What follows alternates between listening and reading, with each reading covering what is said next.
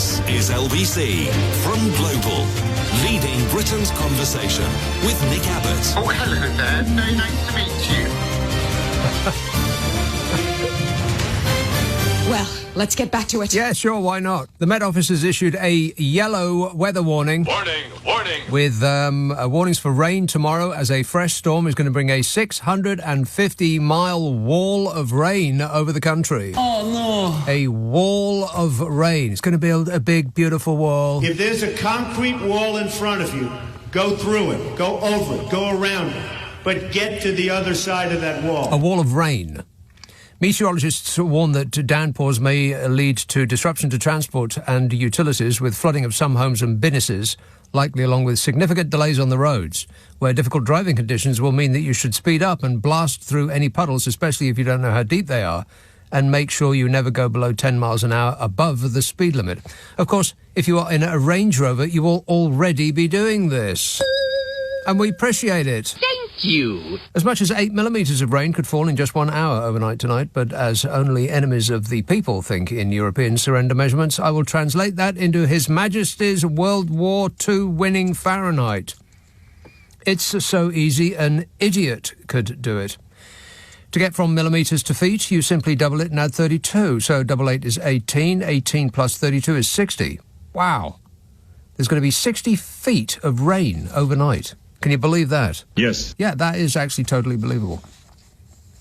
Meteorologist Alex has said the weekend's forecast as it is going to turn more unsettled again. Oh, I think I know what's wrong with meteorologist Alex. Booze. Yeah. He's not making any sense. He said, looking at the jet stream, it's running from west to east across the UK, and it's this which has led to a number of low-pressure systems, because it comes over here, mucks up our weather. The latest deluge comes after Storm Debbie brought ridicule for being called Debbie. Not Debbie, D-E-B-B-I-E, but Debbie, D-E-B-I. And if that's not a stripper's name, then I have clearly forgotten everything I learned from watching The Sopranos. Absolutely. Debbie. It's the fourth named storm of this winter so far, hitting the country with gusts in excess of 70 miles an hour and huge downpours flooding out roads. All perfectly normal in a world where climate change is just a Chinese plot to make Rishi Sunak use less hair oil.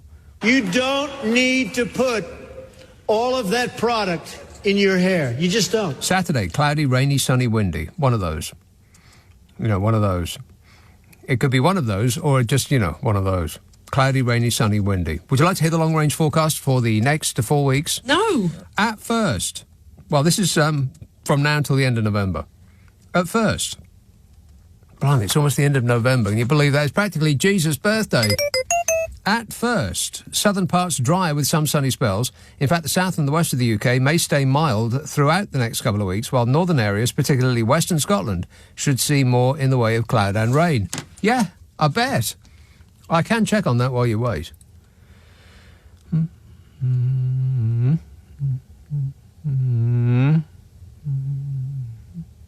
Aha. Well, it's not raining at the minute, but it will be within the hour. This is Glasgow. And then it will be raining tomorrow and raining on Sunday and raining on Monday and what? Not raining on Tuesday. Rubbish. It will be raining on Wednesday and raining on Thursday and raining on Friday, and then raining next Saturday, the 25th, and the following Sunday, and the Monday, and the Tuesday, and the Wednesday, and the Thursday. Basically every day for the rest of your lives. Oh, well, never mind. And then the first 2 weeks of December. A mix of bright spells, showers and rain. There are no signs at the moment of any prolonged or unusually cold conditions in this period. There are no signs at the moment of any prolonged or unusually cold conditions in this period. We'll take it.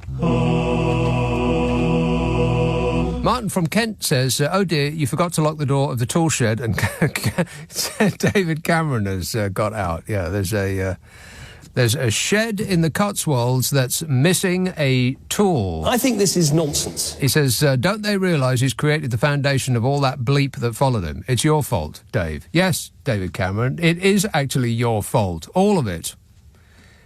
Everything that we see, including but not limited to this. I'm a nutcase. Him. He's your fault. But I do wish him all the best. He's taking some time off from counting his money to do the nation a favour. Anybody believe that? No. No. Yeah, he's just, it's duty that called him back. Right. Email from Paul says, I see the Prime Minister, titchy suit size, went to the shed and found an old tool and gave him a new job. Welcome back to Man of the People, Lord Cameron. I wonder if he still supports Aston Villa, or was it West Ham? He couldn't remember because the kits are similar. He doesn't seem like a football person to me. And Chris says, so this week, big DC weasels his way back in as Foreign Secretary and Uncle Nige gets deported to an Australian jungle. Coincidence? God, wouldn't that be marvellous? We just never saw him again. I mean, I wouldn't encourage any of the highly poisonous things in Australia to, actually take a chunk out of him. But I wish them all the best. And I hope they have a happy time. So... I'll take this call because even though it is a suspiciously keen caller, I'll take it anyway. Gloucester. Hello, Sarah. Hello, Nick. Sarah. How are you? I am great, mate. Good. I wanted to talk to you about bridges. Yes. You mentioned several times about the cost of HS2, the billions it was costing. Billions and billions and billions. Yeah, well, one fact I've got here in front of me, and I am reading some of this, so you have to bear with me. Well, I'll let this one pass, but ordinarily we are not interested in facts on this programme. Oh, but you will be. It's very interesting. The section from Old Oak Common to Euston, 6 miles. Yes. And the cost of that was going to be 4.8 billion. 4.8 billion pounds. How many zeros is that? Oh, I don't know. All of them? I don't know. I think it's all of them. Yeah, all of them. Yeah. Anyway, I want to compare this with, I was reading recently about in China, and they say it's the world's longest bridge. It's 102.4. The Danyang Kunshan. Correct, yes. That's the one. Anyway, it took 4 years to build. Yeah. And it cost 6.9 billion. 6.9 billion. And it's 102 miles. It is a road bridge and a rail bridge. Wow. And the average height of it is 100 metres. And they've crossed paddy fields and wetlands and mountains and heaven knows what else. And it's a 100 mile. It's a 100 mile. It's a 100 mile. It's a 100 mile. Sorry. It's a 100 mile long bridge, Sarah. God, it took a while. I got it out eventually. I'm sorry, 102. 102. Well, they call it's partly bridge, partly viaduct, but, it's off the ground, so it's not like a road, it's 100 metres high average. More difficult than just laying track on the ground. Yeah, imagine building that, and it costs 6.9, and you compare that to 6 miles, London to Old Oak, whatever it was. Yeah, whatever it was, I've lived in London for nigh on 40 years, and I'd never, ever heard of that place. I've never heard of it. I've never heard of it. I don't know London very well, but no, I've never heard of it. But that's going to cost, or was going to cost, 4.8 billion. Billion, yeah. And if they said that it was going to cost 4.8 billion, then you can be absolutely certain that it would cost 14.8 billion. Yeah. Exactly. I mean, those consultants don't pay themselves, No, of course not. But, the Chinese one, it took 4 years to build. Well, I think you can just end it right there. The Chinese won. Yeah, we lose. The Chinese Chinese won. Okay, thanks for the fact, Sarah. Appreciate it. 0345 6060 973. Carol texts Nick, in his first pooled interview in his new role as the Foreign Secretary, Lord Cameron made a Freudian slip and spoke of being the PM Sunak successor rather than predecessor. Didn't the most vulnerable suffer enough in Dave's last period as PM? Austerity still casts such a long, dark shadow over so many people, says Carol with an E. I can't believe that. I mean, of all the people in all the world to bring back, and I assume that he did it just in order to take the eye off Cruella Doberman's exit. I mean, if somebody who's coming in is more newsworthy than the person who's going out, then I think that's job done. That can only be the reason that he did it, other than he looked hard at the large number of MPs on the benches behind him and thought they were, to a man and woman, incapable of doing any job in government. I mean, it's not that important, is it? All of these jobs, these posts, they come and go, and the person who has the title on their door has absolutely no effect on their department whatsoever. And then they fly away to go and do something else not very well for not very long. So it could have been anybody. Could have been anybody at all. It could have been Jonathan Gullis. All right, maybe I have gone a little bit too far. A little bit too far there, yeah. 0345.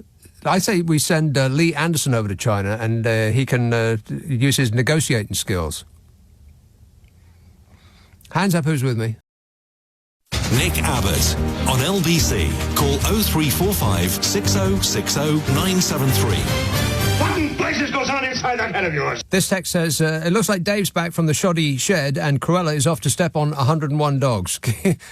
That's exactly right. Yeah, she's busying herself stamping on the guide dogs for the blind while punching the blind owner in the face. It's what the country wants. She's just enacting the will of the people.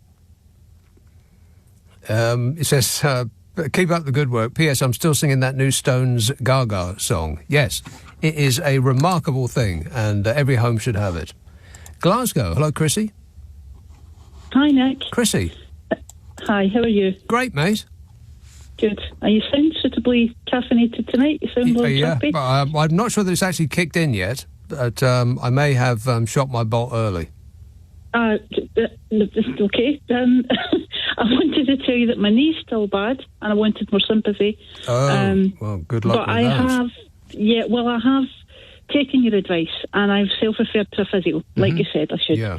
So, hopefully that'll help. But in the meantime, I'm stuck at home, trying to amuse myself with various things, and I'm having a fair bit of fun laughing at Nigel Farage. Because I don't go seeking him out or anything, and I've tried to stay away from the really serious stuff in the news last couple of days. It's been getting me down. So I was delighted when I pictured a Nigel Farage in his I'm a Celebrity outfit. Okay, let me guess what it is, because I haven't seen it. I do not want that man on my television, besmirching my television. Disgusting. I don't want him in my front room. But let me guess what he's wearing. Hang on a minute. Is he wearing a yellow tweed jacket with a red knitted tie and Union Jack socks? Maybe underneath, but not that I can see, no. Go on. Okay. Never mind about you don't want him in your living room. This will burn onto your retinas. He's got he looks like a kind of scout leader in drag. It's like... It's like khaki. Well, as long as he doesn't read any children's stories, that's just fine.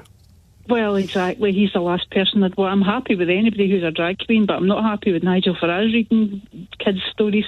But he's got these bright red socks and the red T-shirt, and it's just a mess. It looks like some demented jungle gnome. They've got him standing in front of this wall of dusty looking tropical trees set up for it, and he's got that silly wide, my eyes, I'm so happy my eyes are shut, kind of. And I'm thinking, oh, you are desperate, mate, you are so desperate. And I just had this vision of him covered in mud and insect bits kind of still stuck to the side of his mouth and in his teeth, and he's walking into the foyer of Coots with his wheelbarrow overflowing with cash, saying, will you take me back? That's what it's pathetic. It's all about that, isn't it? It's about getting back up to Coots. Okay. Probably not. No, I think he's banked his last cheque there. But I really don't, I just cannot bear to even think about it. I mean, the description was bad enough, but I'm sure the site, like you say, it would be eyeball intensive. I can't do it, Chrissy. I just can't. Thanks a lot. Darrell in Hove says, he's more about David Cameron. Steph in Stockport says, so they've done another one. So they've dug up David Cameron and dusted him down to serve as a foreign secretary. Whatever next to save the Tories' neck? Well, they ditch Rishi, replacing him with a Margaret Thatcher hologram. Give me strength. If they thought they had a chance of it, they'd have those electric paddles either side of the coffin that they buried her in. It's just getting so desperate now. And Jim in Hassex said, if you have any subscriptions to any TV comedy channels, get rid of them. Tune into... no. This text says, Nick, Toby in Nunhead here. You keep whinging and whining and moaning about news articles being behind paywalls. Surely the people, the good people at LBC can afford some corporate multi-user subscriptions for their presenters. Well, I'm not on the I'm not on that email list. I'm not in that WhatsApp group. Edward says, I'm glad this nasty government have backed down from stealing tents off the homeless, except now they want to remove free prescriptions from the sick who can't work. Yeah. I mean, it's funny, but it's not funny. You do get the feeling, or well, I do, that they're just coming up with something to take the eye off what is actually happening in this country, but they're using up all their ammunition too soon. I mean, come on. Taking tents off the homeless, that had us talking for about a week. And then they threw this at us. It's too soon. They could have got another couple of weeks out of taking tents from the homeless. I mean, they could have made a big show of it. They could have had, if they hadn't sacked her, they could have had Cruella Bradman down there with some photographers actually ripping the tent off a sleeping homeless person. You know, doing her trademark laugh. I mean, that would have really stuck it to the libs, wouldn't it? But now they're going to remove free prescriptions from the sick who can't work. They're going to take the prescriptions away from the people who can't work because they need prescriptions. Right. They just must wake up in the morning thinking, well, God, I don't know, it's all so dismal. We're such absolute catastrophic failures. What can we do to make them freak out now? In a desperate attempt to win over the usual suspects, the mouth breathers and the knuckle draggers, or at least whichever mouth breathers and knuckle draggers aren't actually Tory MPs. They're going for a certain element. Taking the medicine from the sick people who can't work because they're sick and they need the medicines. There's a hole in my bucket. Dear Liza, dear Liza. Lucy in Balham says, if the government can legislate for Rwanda to be treated as a safe country, can I legislate for 2 + 2 to equal 5? 2 + 2 can equal anything you like. I mean, it's not as though maths is a precise science. And Nigel says, I'm trying to keep up because there's already like 5 pages of these messages already, and I barely even started. How do these people get my number? Nigel, not that one, surely. Nigel emails, it's quite something that less than 24 hours after our unelected Prime Minister announced that Up is now down, many of the news channels were leading with a Labour Party rebellion on a vote that'll make no difference to reality at all. And they're still banging on about it, yes. Yeah, well, you know, they're all in cahoots, are they not? Not coots, cahoots. The offshore billionaire right-wing media owners are in cahoots with the billionaires who run this country. For the benefit of the people who run this country, not for the benefit of the people, but they're running it for the benefit of the people who run this country.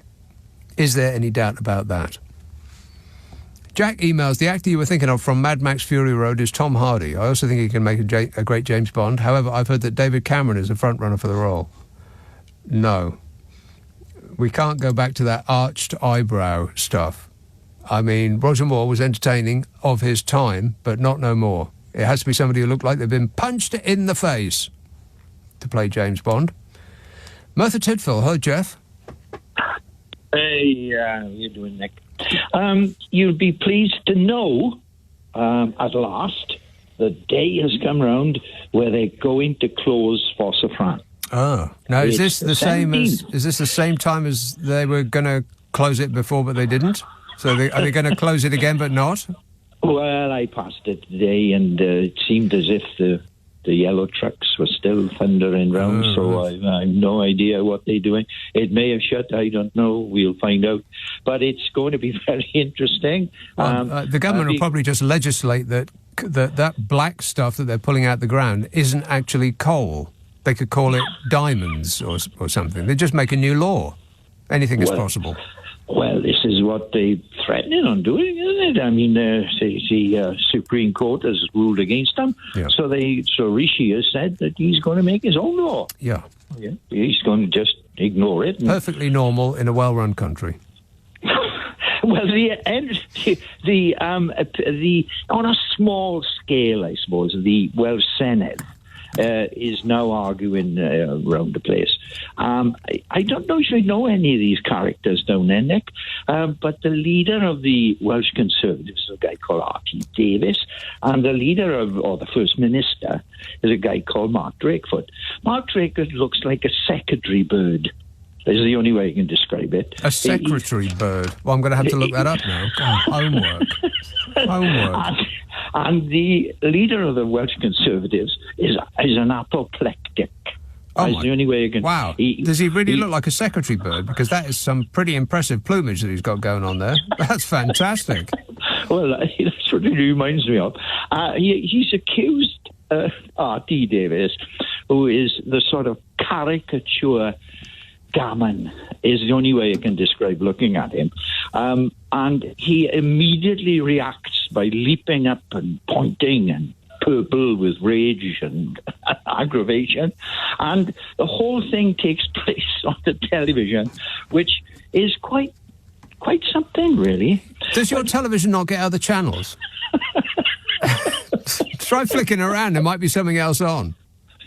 Yeah, but this is most entertaining, Nick. Oh, it doesn't sound it. No. It's a big no from me. And furthermore... No.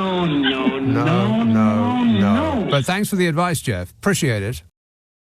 Nick Abbot on LBC. Call 0345 6060 973. What number are you calling from? 0345 6060 973.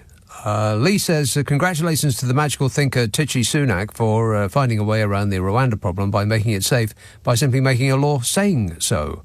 Next, he will prevent hundreds of road deaths by making a law saying that drunk driving is perfectly safe. And then something slightly rude, which I can't read. Southampton. Hello, Simon. Yeah. Simon. I phoned to say thank you. Yes. To you. You're the first broadcaster that I've heard this week who's actually mentioned that bringing back Cameron is a distraction. Mm. And when you sit and think about it, which I did, I mean, it was obvious. You're not, you need to sack Braverman. Well, that's obviously a huge story, and you need to take the wind out of both her sails and take the attention away. Well, what better way to do it? Mm. And I just don't understand why. Now, I'm not going to point any specific fingers, but a serious channel, a serious station, including some of the TV stations as well. But this is my choice of listening from my media. Why it's taken you to be the only one that has actually pointed that out. And do you know what? With the way that the state that things are in and the state that this government's in, I don't understand why some of your presenters still treat them seriously. Yes. It's bizarre.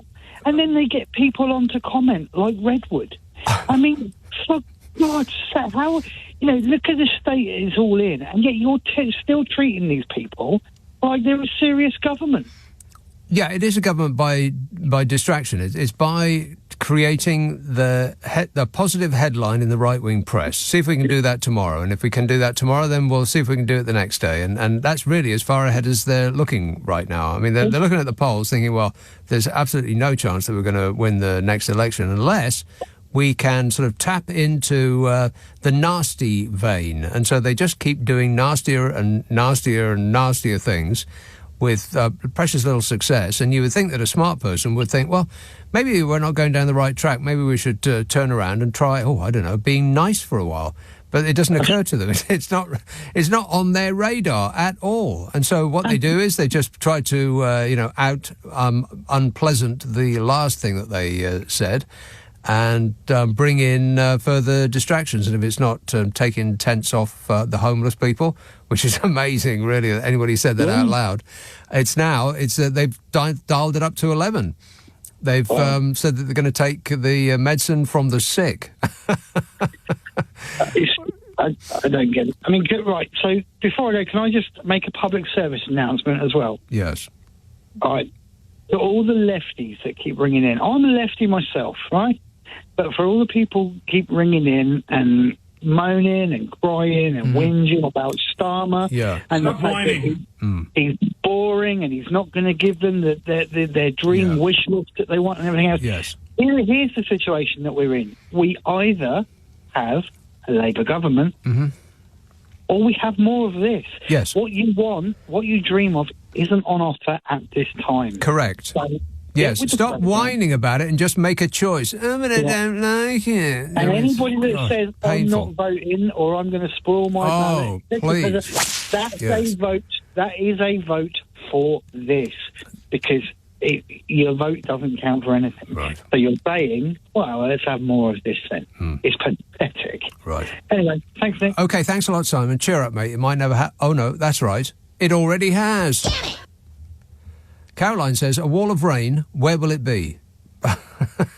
Mostly above ground, Caroline. Mostly. Brian in Southampton says, with the press reporting that Fishy Sunak is creating a cabinet in his own image, will all male ministers be wearing short trousers? And Janice says, I missed the first 8 minutes. Can you replay? No, Janice, but you can. You can replay the first 8 minutes. In fact, the moment this show is over, it gets stuck up the internet as a podcast. We take the news and most of the ads out, mostly, which means it takes less time to listen to, which means you'll have more time to spend contemplating the wonder that is Rishi Sunak. Isn't he an absolute dream?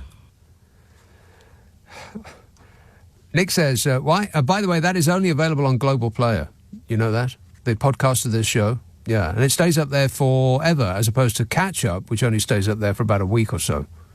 Yeah, it's a podcast. The Friday and the Saturday night versions of this show are put up the internet as a podcast. News and the ads, they get ripped out by and large, which means it's quicker to listen to. You're welcome. Ask for it by name on an internet near you. Nick Abbott, The Whole Show Podcast. Chester. Hello, Jake. Oh, Nick, you okay? Yes, good, thanks. Yeah, I was just listening to the last caller. I agree with him completely. You know the people complaining about Starmer? Yes. And it's just vote for Labour or get the same. But I just want to talk about the stopping of medicines for people on universal credit and stuff like that. Yeah. It's just... I've got experience of this myself. A lot of the people that claim this have serious mental health issues, okay? Mm-hmm. And it's not just a case of being able to, it's a form that's done by points, which is just ridiculous because people's circumstances change day by day. But I just think I'm just worried that, the next election campaign from the Tories is going to be probably one of the most brutal and dirtiest I've ever seen. Easily. It's easily going to be the worst election campaign that this country has ever seen. I mean, apart from the various pronouncements from the ministers, you are going to receive about 1 billion adverts closely targeted to whatever it is that you've searched for at any point in your life on the internet, because the internet knows all about you. And there are companies that know all about everything that you've done on the internet.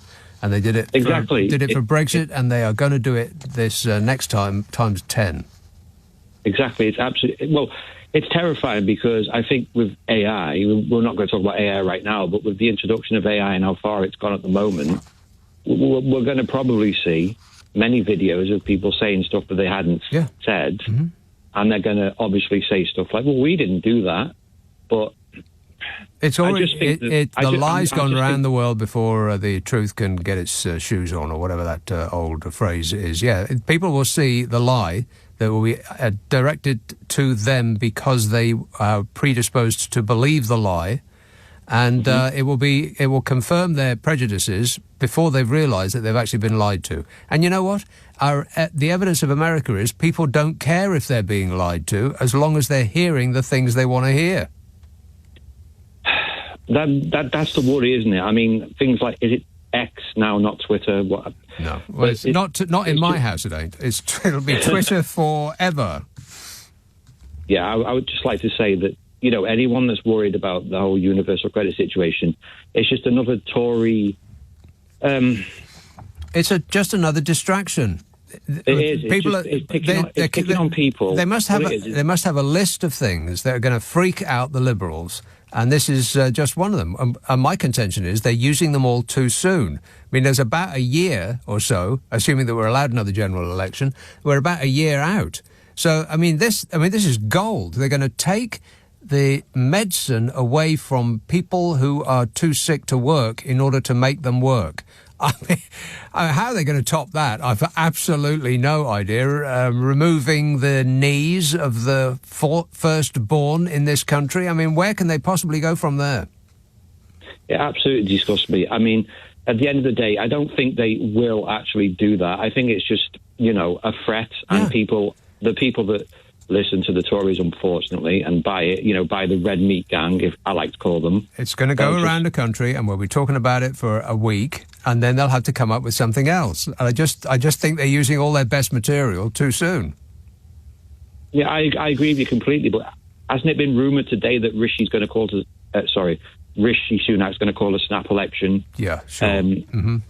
Sure he will. I don't believe he will. No. I don't believe he wants to be in the job, to be perfectly honest with you, Nick. For some strange reason, he really, really wants to be in that job, because otherwise he could just waltz away to spend more time with his cashmere hoodie collection. No, he really wants it for some weird reason.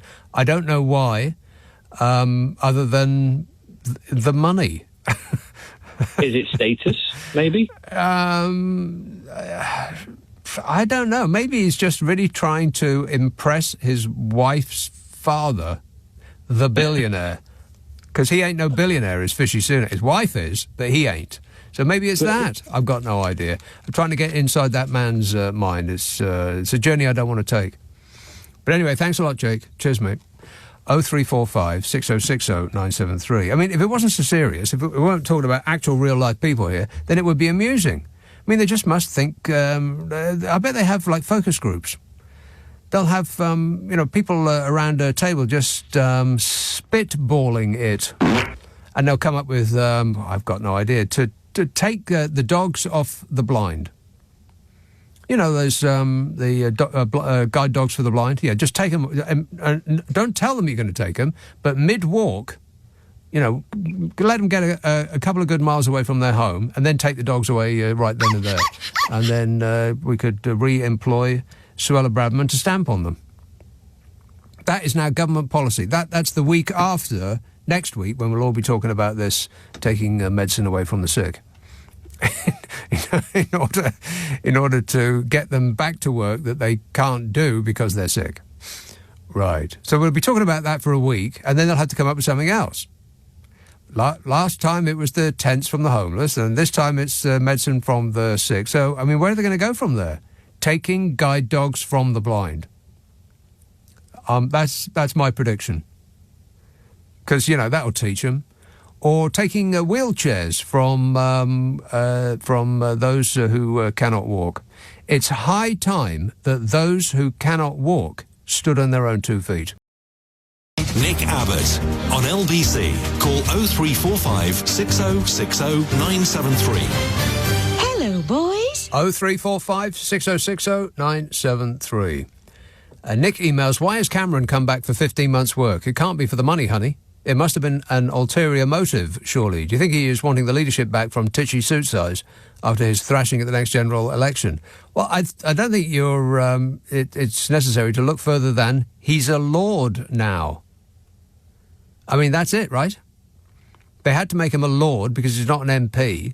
So in order for him to come back and do Foreign Secretary, whatever that involves, not much I would imagine, then they had to make him a lord. And now he's Lord Cameron of Shed.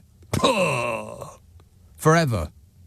Forever he's going to be a lord. We're going to be paying him forever. Of course, the amount of money that we pay him is just peanuts compared to the amount that I'm sure he is earning elsewhere. I mean, aren't they all? And by the way, is that Greensill thing closed yet? No. No, apparently not. Lex Greensill, the boss of the disgraced finance company that was promoted by Lord Cameron of Shed, faces being banned as a director of UK companies. The Insolvency Service has written to Greensill's lawyers to inform them that it intends to commence disqualification proceedings against their client for his role in the failure of his eponymous lender. So understands the Times. I mean, so this guy's back in government. It's just absolutely incredible. What kind of a country is this, by the way? I mean, seriously. The development comes only days after Cameron was appointed Foreign Secretary and will increase scrutiny of Rishi Sunak's decision to bring the former Prime Minister back into the cabinet for lols and giggles. Cameron was found by a parliamentary inquiry 2 years ago to have demonstrated, quotes, a significant lack of judgment over his lobbying campaign for Greensill Capital, the financial firm founded by Greensill. That's what we want, representing the nation's interests abroad. A man who demonstrates a significant lack of judgment. Good grief, was Bodger Johnson not available? Yeah. Wait. And in this country, a significant lack of judgment doesn't get you sent to prison or anything unpleasant like that. Instead, it gets you sent to the House of Lords, from where you can literally lord it over the rest of us forever. Greensill Capital collapsed in March 2021 when insurers withdrew cover. It was supposed to be the supply chain finance business. That's what it was supposed to be about, asking investors to back low-risk, short-term loans to corporations. Some of the loans turned out to be high-risk, long-term debt. Billions of dollars remains outstanding. Not millions, billions. And it goes on and on. David Cameron allegedly made $10 million before tax for about 2.5 years of part-time work promoting the business before its collapse in 2021. $10 million for part-time work for 2.5 years. Wow. The former Prime Minister said that he acted in good faith at all times and there was no wrongdoing in any of his actions. Oh, well, case closed. Nothing to see here. The man has investigated himself and found that he is an upstanding person of impeccable character. An old Etonian, got the right tie and a nice suit. Nothing further needs to be said. Duncan Mavin, the author of a book called Pyramid of Lies, a book which explores the scandal, has expressed astonishment at fishy Sunak's decision to bring Cameron back into the government with so many issues related to the scandal outstanding. Bringing back David Cameron while multiple investigations are taking place of the company he promoted and received $10 million from is just another example of the integrity for which this government is famous. This government will have integrity, professionalism and accountability at every level. Yeah, sure. Mm-hmm. Sure it will. Can't wait for that to start happening. Madrid. Graham. Hello? Yes, Graham. Oh, Nick. Crikey.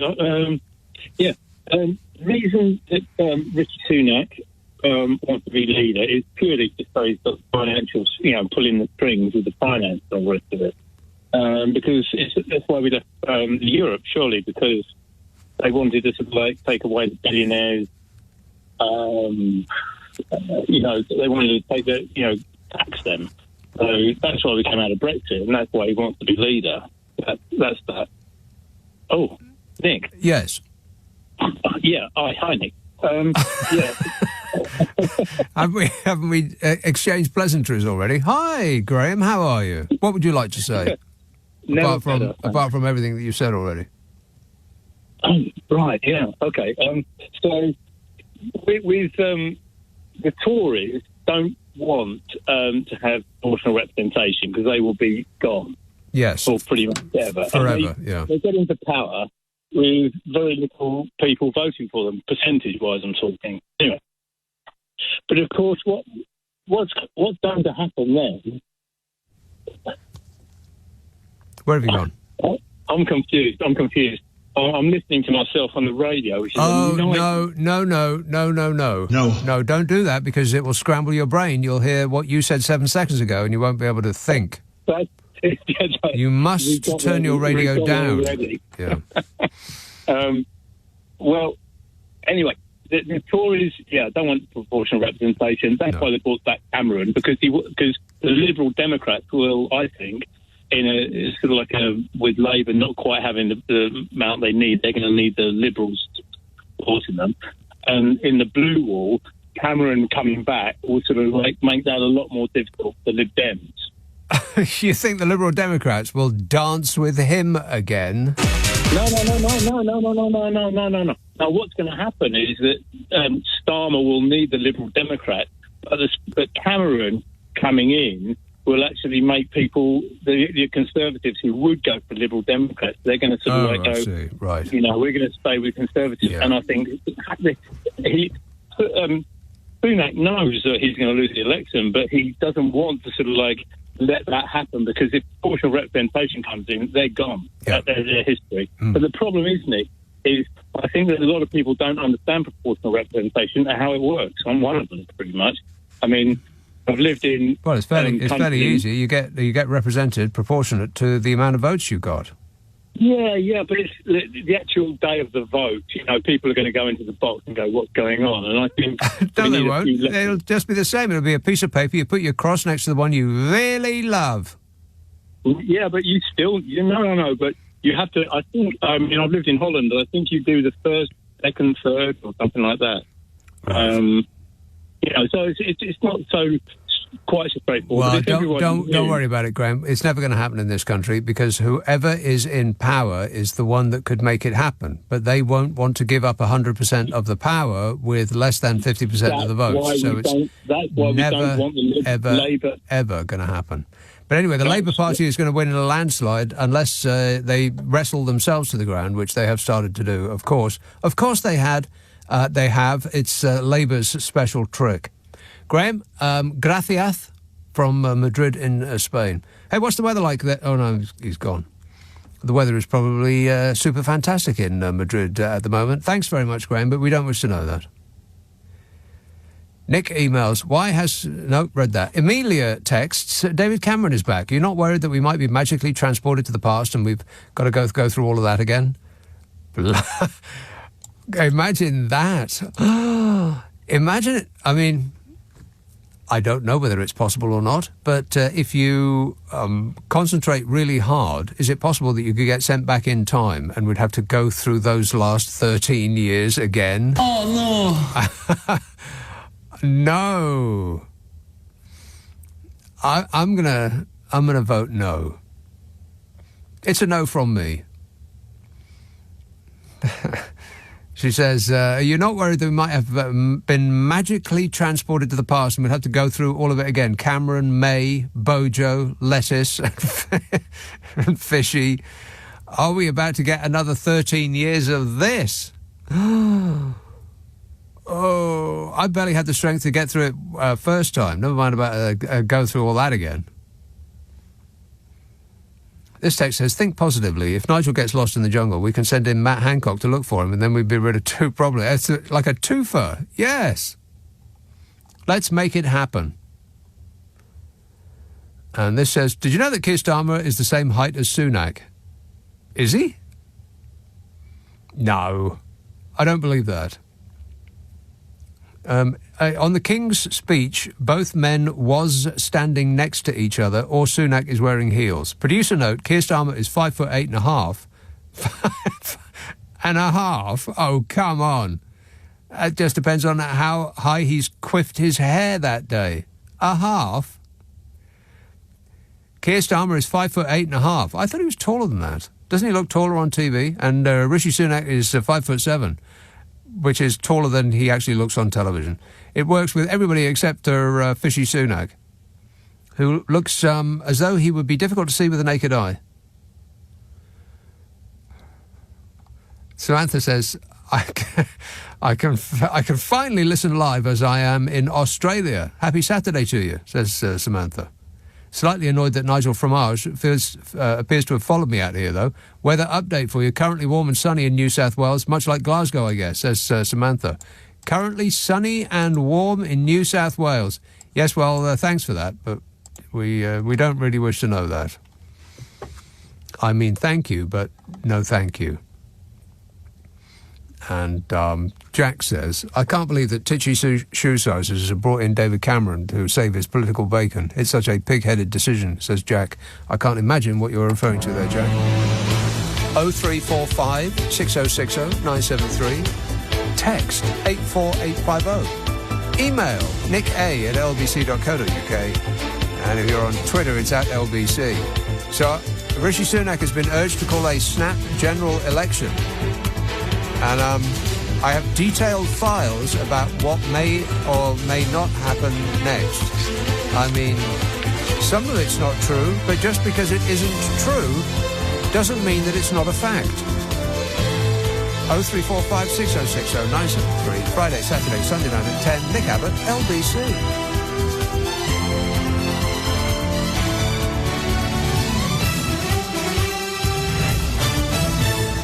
On your radio, on Global Player, and Play LBC. leading Britain's conversation.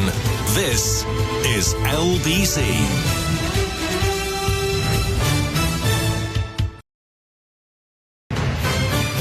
This is LBC from Global, leading Britain's conversation with Nick Abbot. You're joking.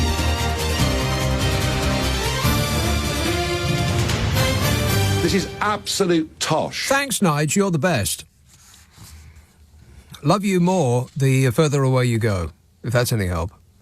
So Rishi Sunak has been urged to call a snap general election if the House of Lords tries to block emergency legislation. Hang on. Emergency legislation designed to make the government even more popular despite everything it has done to the country. I'm sorry, I read that wrong. It's supposed to say Rishi Sunak has been urged to call a snap general election if the House of Lords tries to block emergency legislation designed to get migrant deportation flights to Rwanda started in the spring. It's all part of his little scheme to pretend he cares about stopping the boats. The country's priority is to stop the boats. And at the same time, I think people know that I'm relentlessly focusing on stopping the boats. Yeah, night and day, sure. Spoiler alert, Titchy Suit Size does not care about stopping the boats.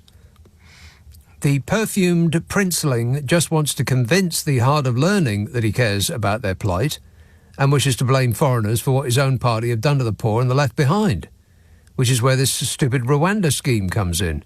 You know, it's going to remove about 200 people.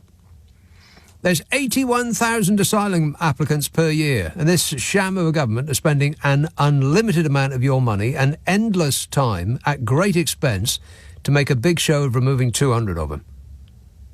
I mean, it won't even bring the numbers down by that 200, because part of the agreement that this government signed with Rwanda, apart from the hundreds of millions of pounds of your money that we're going to be giving them, is that Rwanda can send the most difficult asylum seekers that it gets to us in return. What? Yeah, a little-known fact. But for the hard to learn, Rwanda seems like a magic solution to all of their problems, you know, like Brexit once did. How's Brexit going, by the way? Oh, fabulous. You know, there was a bunch of the old and the infirm and the slow of thought which were interviewed by, I think it was Sky News this week.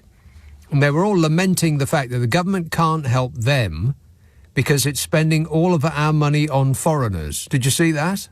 Struth. You know, except it's not a fact.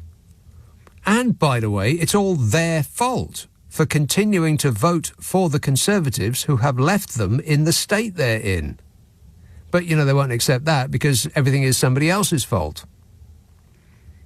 I mean, the idea that if only the government could stop spending money on asylum applicants, that it would instead pour wealth on those people left behind is comical.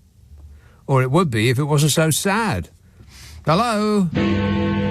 Wake up, sheeple. It's later than you think. Sir Simon Clarke, who was a cabinet minister under Liz Truss, said that the Prime Minister should seek a fresh mandate for his emergency legislation if peers attempt to hold it up. Writing on Twitter, not X, not in my house, Twitter, Sir Simon said, Suella sets out clear and rigorous tests for new legislation on small boats. We should be crystal clear. Half measures won't work. We need the legislation that is brought forward to be truly effective, and if the Lords block it, let's take it to the country. Okay, couple or three things. First, Rwanda is a half measure. In fact, it's not even that. It will take care of about 0.25% of the number of asylum seekers each year. 0.25%. And secondly, he seems to be living in an alternate universe in which this government is popular and is enacting the will of the people. I mean, simply go to the people for a general election, he says, as though that would mean that the British people will rise up and insist that their rights are taken away under the guise of being nasty to foreigners. Well, go on then. I double dare you. Go to the polls. And then we'll see what the people's priorities really are. Priority number one, getting rid of this crooked clown show of a government. Here's the polling. Latest polling from the company Find Out Now. Labour are on 46. 46.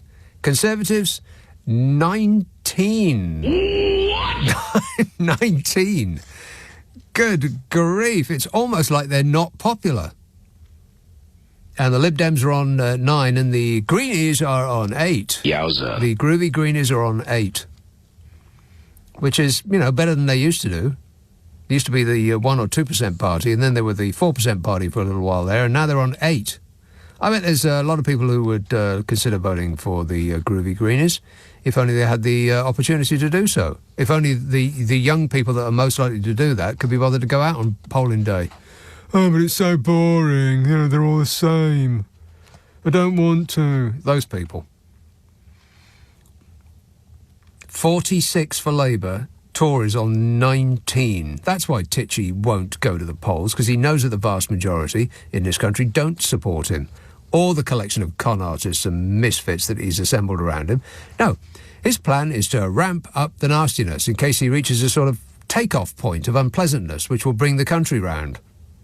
Or failing that, stripping the country for parts and pouring salt in the tank to make sure a new driver can't make it go. This government... Yeah, exactly. This government. And it came as Cruella Doberman deepened the Tory civil war over the issue by demanding any new law is exempt from human rights challenges.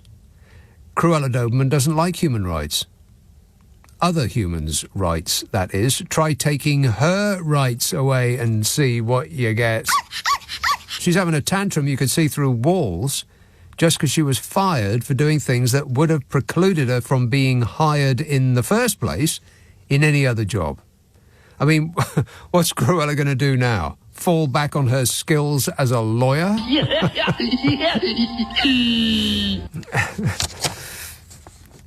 The former Home Secretary who was sacked by Titchy this week used a newspaper article to say legislation should exclude all avenues of legal challenge so that international obligations such as the Human Rights Act and the European Convention on Human Rights are disapplied. Wow. She's a lawyer who's actually saying that laws don't matter. I'll sum that argument up for you. And Fishy Sunak wants to declare the East African country of... that should be a pop quiz. Where in Africa is Rwanda? North, south, east or west? Anybody? Anybody at all? I think I may have given it away. He wants to declare that Rwanda is a safe destination for asylum seekers when his own government said it isn't. And the High Court agreed. And it's not to fix a problem because it won't make any difference, will it? 200. There's 87,000 that need their claim seen to, and he's offering a solution for 200 of them.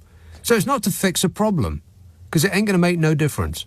It's because he thinks that hatred of foreigners or of any others is going to be enough to persuade voters back to his party at the next election. That's all this is about. He's betting on you being so stupid as to not get that, which shows just how low an opinion he has of us. I mean, just enough fell for it with Brexit, so why not pull the same trick again and hope that we've learned nothing? It's better than actually, doing something to improve the lives of people. Just make them think that somebody else is their problem, the problem that's keeping them back, and you can keep abusing them forever and call it patriotism. So far, in case you're counting, the headline figure is £140 million that we've given to Rwanda so far. And what have we got to show for it? Nothing, not at all, not one single solitary thing. £140 million and nothing to show.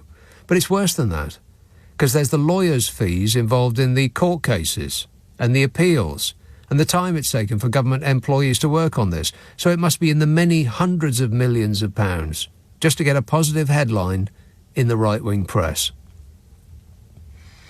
And you should remember that, by the way, when the regime isn't interested in how much of your money it spends on trying to gain popularity compared to how much it says it could afford when your school was found to be in danger of falling down, or how much it can afford in investigating the fraudulent activity of friends of the regime that took billions of pounds of your money for PPE that never arrived.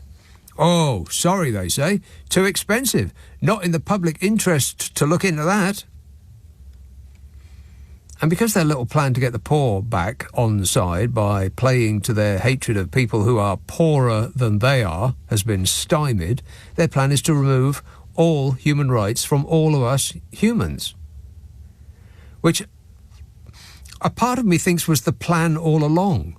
This was the reason that they came up with the Rwanda plan, because they knew it wouldn't fly, and that the promise that they made, of Cruella's dream to see those planes taken off, it was going to be usurped by pesky lawyers. And the plan all the time was to go to the bit where they just remove all of our human rights. To cheers from their own supporters, who have obviously learnt zero. I mean, would it be too much of a conspiracy theory to conclude that the Rwanda thing, which any fool would know was not going to pass in a court of law, was just a way to make it appear as though removing our human rights was doing us a favour? I mean, at this point, I'm prepared to believe absolutely anything of them.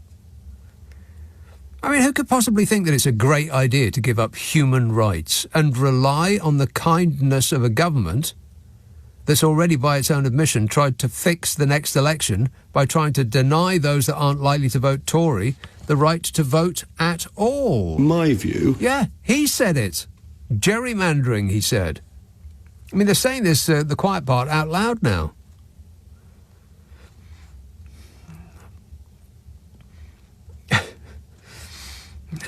And it's a government who thinks that unions should be removed of all power.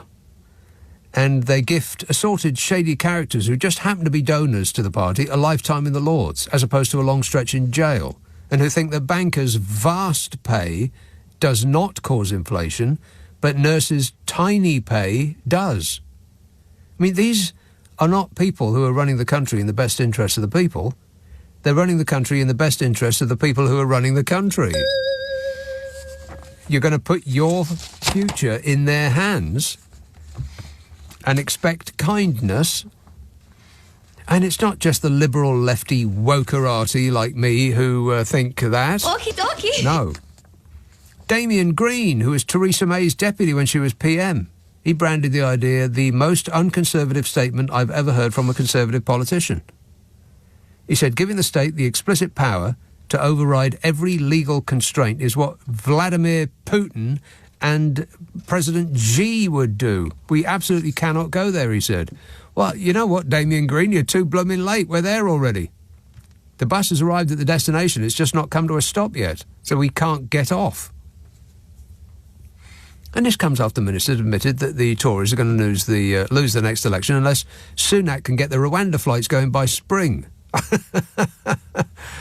Which rather implies that if the flights do go ahead, they think they might win. Yeah, hello? Reality calling, trying to connect. And meanwhile, the infighting continues. Just as Labour seem to be biffing themselves on the nose, the Tories are in a full-scale smackdown wrestling match with each other. It's a beautiful sight. And now senior Tories have urged their colleagues to stop talking about leadership challenges and get behind fishy Sunak. Why? Because he's going to lead them to victory? Or he's the one most likely to ruin the country so comprehensively that an incoming Labour government is going to have to spend the first 5 years putting out fires? Sources on the Tory right indicated that Cruella Doberman and her supporters plan to step up their attacks on the government as she tries to build backing as a precursor for a leadership bid, and I would urge her to do that. They could get the rest of the Addams family to join in. I mean, Cruella could play Morticia, Smug could play Thing, you know, the bony hand. My view. Jonathan Gullis could be Pugsley, and Conservative Party Chairman Lee Anderson is a shoo-in for Lurch. More horror than comedy, though. Leading Britain's conversation. Nick Abbott. Alexa, send a comment to LBC. Now, wait a minute. I don't like that kind of talk. Now, just stop it. It upsets me. New Malden. Hello, Ahmed. Oh, hello. Greetings, Nick. I was just going to thank God for your show of a fresher breath here, but I should thank you. I think I should thank you for that. I mean, in these uncertain, so ridiculous going on in the government, you know, how low and how bad things can get before the country will wake up. It's this show is a gust of fresh breath. Well, hopefully it'll sweep away all these third-tier category people who are governing us and the country. I mean, the thing is, I must have my say about the sacking of Cruella Doberman. Yes. It took 5 days for Richie Sunak to sack her. In fact, the decent thing he should have done was sack himself at the same time. Right. Now, if he has any decency, he should now go to the country. He's unelected. Schoolboy of a prime minister. He just biding time because he knows, obviously, no one will vote him out from his party. So he just told me, I mean, the things he's doing, nothing seems to be working. But you name it. Is he good at anything? Has he achieved anything? What? Well, let's think about that for a moment. The things that Rishi Sunak has achieved in his eventful time in office. Let me think about that for a moment. No. Nothing's occurring to me. Oh, dear. No, but also, they are just totally out of control. They are just doing whatever, you know, they want to do. And coming up with silly distractions. Silly distractions. Yeah. Well, your mission, should you choose to accept it, is not to get distracted by silly distractions. Well, yes, I hope the rest of the country will do the same. Now, the other day, he had a sort of meeting or interview with, what's his name? Elon Musk. Oh, yeah. Now, I think he's just vying for a job in Silicon Valley. Well, that's where he wants to live, and I'm sure that's the business in which he wants to work. He will refresh his green card again, I guess. Looking at all that cash that Nick Clegg is earning and thinking, how the hell does he manage to do that? If he can do that, then I can do that too. But, you know, you think at this level, there should be some sort of good governance going on, but it's not. There isn't any good governance going on by anyone. I think the only person I can think of at the moment is Andrew Mitchell. I think he's probably one of the better of this lot. Right, I think we're nitpicking now, Ahmed, but one of the better of this lot. That's not really an unconditional encomium, is it? All right, thanks a lot, Ahmed. An unsolicited testimonial. Kath in North Wales texts, Nick, you said that on 2 occasions you've been driving home after your show. You've come across a drunk lying in the road, and both times you had to stop and try to get them out of the road so they didn't get run over. Yeah, that's happened to me twice now. You also said both times an unmarked police car or van appeared out of nowhere to save the day. I'm wondering if this was a coincidence or if the police are following you. I think they may even be listening now, says Kath. Blimey, I hope not. I hope nobody's listening to this. Dale says, Nick, as a treat, my 7-year-old daughter is staying up and we're both listening to you. She has already laughed at your samples. 7? I think you should be in bed. Asleep. 0345 6060 973. Let's have, now let's see. Eeny, meeny. Lithgow, Valerie. Hello. Valerie. Hello, Nick. Yes, Valerie.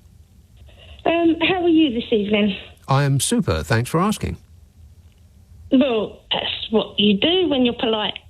Anyway, what do you think about... I think we should have a complete different party altogether. What do I think about Sorry, I do beg your pardon. It's been a long day. But my thoughts are, instead of having Labour, blah, blah, blah, because they're all the same rhetoric, they all make the same promises, I think they should start a complete new party for the people that is actually keep this country running, which is the working class. And this government seems to be all about the upper class. Class. The super rich. Yes, the international criminal super rich. Not even that. Just, I mean, all the rhetoric that's coming out from. I don't want to call her bulldog, but her rhetoric is offensive. Whose? Suella. Oh, she's gone. History, Valerie. You need not concern yourself with her a moment longer. She'll be back. Yeah. She will be back. She will be back. Listen, I think that if she believes that she is a popular person in this country, then I think that don't all Tories think they're popular. Somebody should introduce her to a mirror pretty soon. Valerie, it's not a question of wishing for another perfect party. You're going to have to choose from the ones that you got already. Just pick the least bad option. Promise me you'll do that. Thanks a lot, Valerie. 0345 6060 973. Let's have Sherborne. Kevin. Hello. Kevin. I was thinking, I was actually ringing about something else. Yeah, I know, it's terrible. But I was just ringing about something else. Ahmed was going on about Rishi and Silicon Valley, and he sidetracked me because I just wondered whether actually Rishi Sunak is our first Silicon Prime Minister. Yeah, when you think about it. But that's beside the point. What I wanted to ring you about was Steve Barclay, our erstwhile Environment Secretary, a few weeks ago took £3,000 off a company who denies climate change. Well, you're saying that as though that would be a surprising thing to have happened. No, I'm not surprised. I'm just saying it's another little piece in the jigsaw. Right. You know? Another brick in the wall. Okay, well, leave it with me, Kevin, and I'll investigate further. Thanks a lot, mate. 0345 6060 973. Well, the Conservative Party themselves have taken tens of millions of pounds from fossil fuel and polluting industries since you-know-who came in. Yeah. Wait a minute. And once that happened, everything sort of went to mush, didn't it? He was the instigator of the mushification of this once great nation. Thanks a lot, Budge. Yes, talking about you. I think it is actually his fault, isn't it? I mean, precious little of what's happening right now would have happened without him, like sort of steamrollering the way for those who have as little about them as he did, to just traipse through the trail the detritus that he left behind him, so you could follow it. It all comes from him. The description is apt. The great big greedy nincompoop. The great big greedy nincompoop started all this. I mean, you could say that it was David Cameron, but I think that it got turbocharged with the great big greedy nincompoop.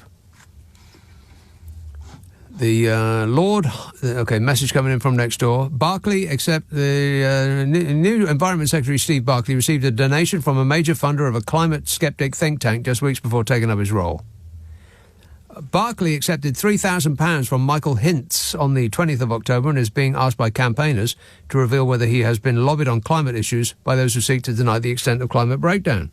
Well, I would have to assume that the entire government has been lobbied up to its eyeballs by campaigners who seek to deny the extent of the climate breakdown. Because otherwise, why would they still be, bending over backwards to throw money at oil companies?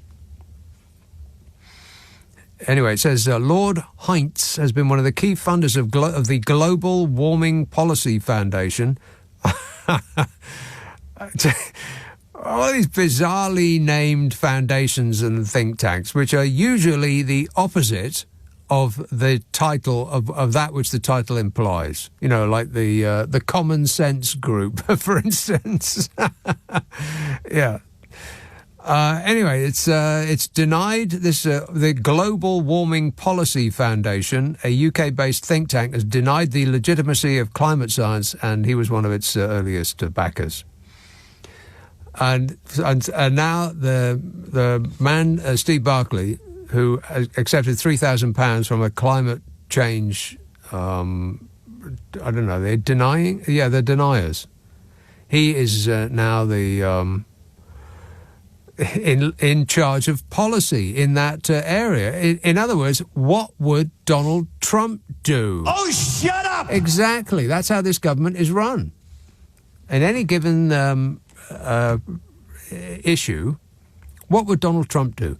Donald Trump would take the eye off whatever it is he's done lately by saying something stupid like, let's take the tents from the homeless people. He would do that.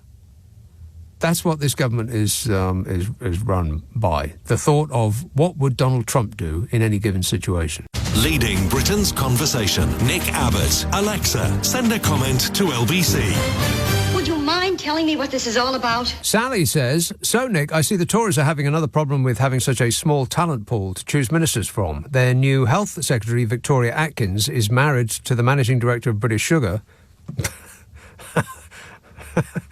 And the new DEFRA Minister, Steve Barker, is married to a senior manager for Anglian Water. Conflict of interest or what? Well, I refer you to the comments I made some moments ago. It's all, what would Donald Trump do? Donald Trump would appoint to government departments people who are ideologically opposed to that government department existing. That's what this government does. It just thinks, what would Donald Trump do? What would that Trump-chump do? Don't talk to me that way. I'm the President of the United States. Don't ever talk to the President that way. This text says, the Trivial Pursuit game should have a Tory government personnel edition. Given how often ministers change departments, it's hard to remember who's there this week. Yeah, don't bother remembering their names, because there'll be a different one. All change next week. Cambridge, Hassan. Hello. Hi, Nick. Yes, sir. So, ever since David Cameron came back from the dead in politics, I've been wondering which historical politician should be revived and brought back into the top cabinet as well as the Labour front bench. And I've narrowed it down to two candidates. One is Tony Benn and the other is Churchill. They should both be revived, and Tony Benn will come back and he'll make an impassioned speech about the poor people in Gaza and don't their mothers cry, and he will be expelled by Starmer for anti-Semitism, and probably he'll get denounced by his own son, who will then sort of go on and claim a hereditary peerage in the House of Lords. And Churchill would be named an enemy of the people for his left-wing opinions, and the Conservative Party will throw him out. No. He was remarkably, he was an avid Zionist. He used to refer to Arabs as low-grade people who would welcome the return of high-grade Jews to the Holy Land. And he would also was in favor of using gas in the Middle East. So I think he would fit right in. All of these things, yeah. Okay, all right. Thanks a lot, Hassan. No, I think that he would get thrown out of the Conservative Party for not being right-wing enough. He'd be labelled an enemy of the people about 2 seconds after coming in through the door. Human rights, you say? Right, that's it. You're fired. This text says, Tory election strategy revealed. Cameron converts them all to Remainers so they win. This text says, inheritance tax. Yes, I would like some of my tax paid back in a reduced inheritance tax. Those that pay next to no tax are not entitled to benefit from my family's money. What? Yes, I would like some of my tax paid back in a reduced inheritance tax. Those that pay next to no tax are not entitled to benefit from my family's money, says that anonymous texter. Yeah, no wonder you're anonymous. You benefited from other people's families' money. We all do. I mean, there are certain things that are best run along socialist principles, like the police, for instance, and the NHS, for instance, and schooling, and fixing the potholes in the road, and collecting your rubbish on a weekly basis, and providing care in the community, and etc. and so on. And those countries whose governments act with the interests of the people in mind have happier people. And those that don't. And if the pursuit of happiness is not the purpose of life, then I don't know what is. I mean, it is utterly pointless otherwise. I mean, what are you waiting for? Happiness in another life? No, try getting some in this one. Be a good idea. Birmingham. Hello, Tracy. Justice. Tracy? Oh, hello. Tracy. You're talking to me? Sorry. I'm Tracy. Hello, nice to speak to you. Are you talking to me? I don't see anybody else here. Oh, sorry. I'm just listening to all the other callers. Oh, yes. I'm agreeing with you. It's so nice to hear somebody talking some bloody sense. About time. You do. All the, you get the other chat shows. Oh, yeah. No. To be honest, it's all very right-wing. I like to hear all sides of the story. I always, because you can't learn otherwise, can you? But today, the reason I did phone, but I did get a bit sidetracked from some of the callers, to be honest. Yeah. Well, imagine how it is for me, Tracy. Yeah, that's cool. You're doing a good job.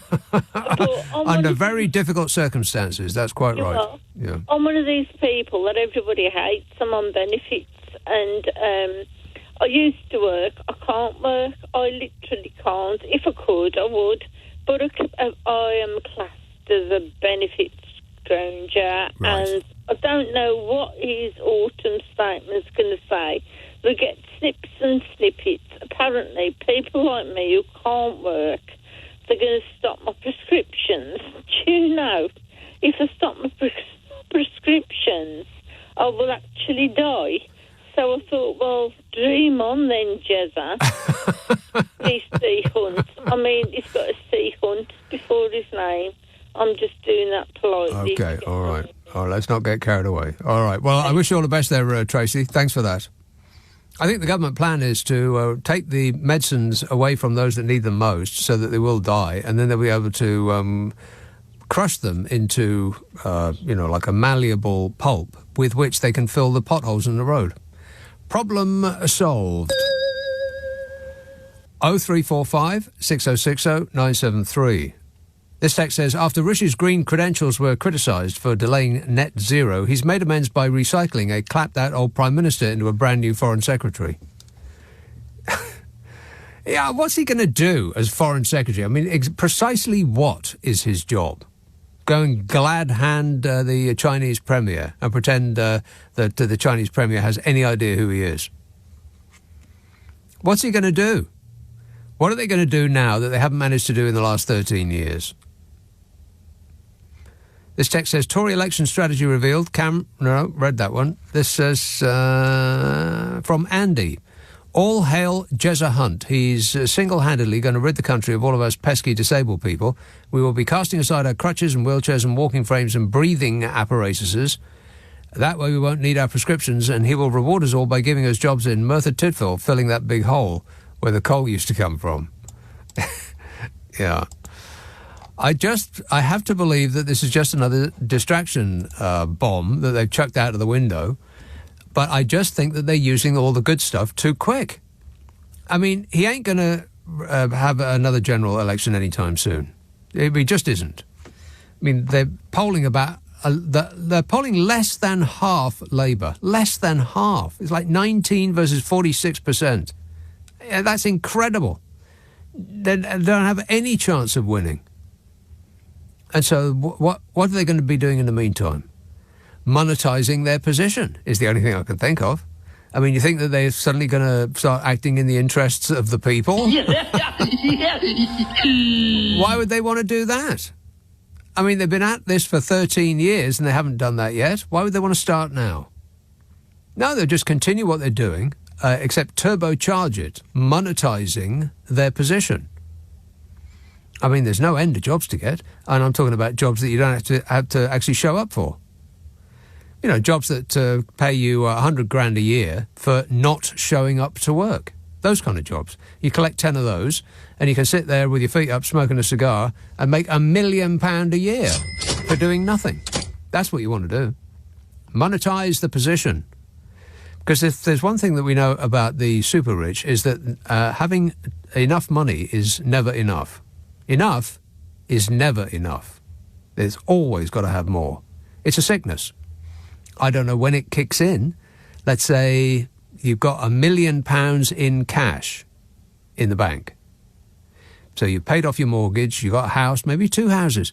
You've got your car and you've got your kids in private school and all of that. So you've spent, you've been chucking money around like a drunken sailor and you've still got £1 million in the bank. And at that point you think, wow, it's only $1 million. If I start spending on, start buying, if I get one of my... what do they call them? You know when you go to a coffee store and they give you a card that they punch? What's that called? I have no idea. Yeah, a card that they punch at the coffee shop, and you get 10 punches on your little card. You get a free coffee. What do they call that? What do they call that? A loyalty card? A loyalty card. Yeah, if you go down to the Ferrari dealership and you get a loyalty card, then you're going to burn through that £1 million in the bank pretty quick. And so they think, well, $1 million's not really enough then. So I'm going to have 10 million. And I'm going to work my face off and rip off as many people as possible in order to get £10 million. And then you go and hire one of them yachts for a couple of weeks. And you're talking to the crew there, and they say, "Oh, yeah, this yacht is owned by some super rich guy who's got £100 million in the bank, and he doesn't have to worry about anything. So you can, scratch the deck with your stiletto shoes all you like. He'll just replace it, no problem.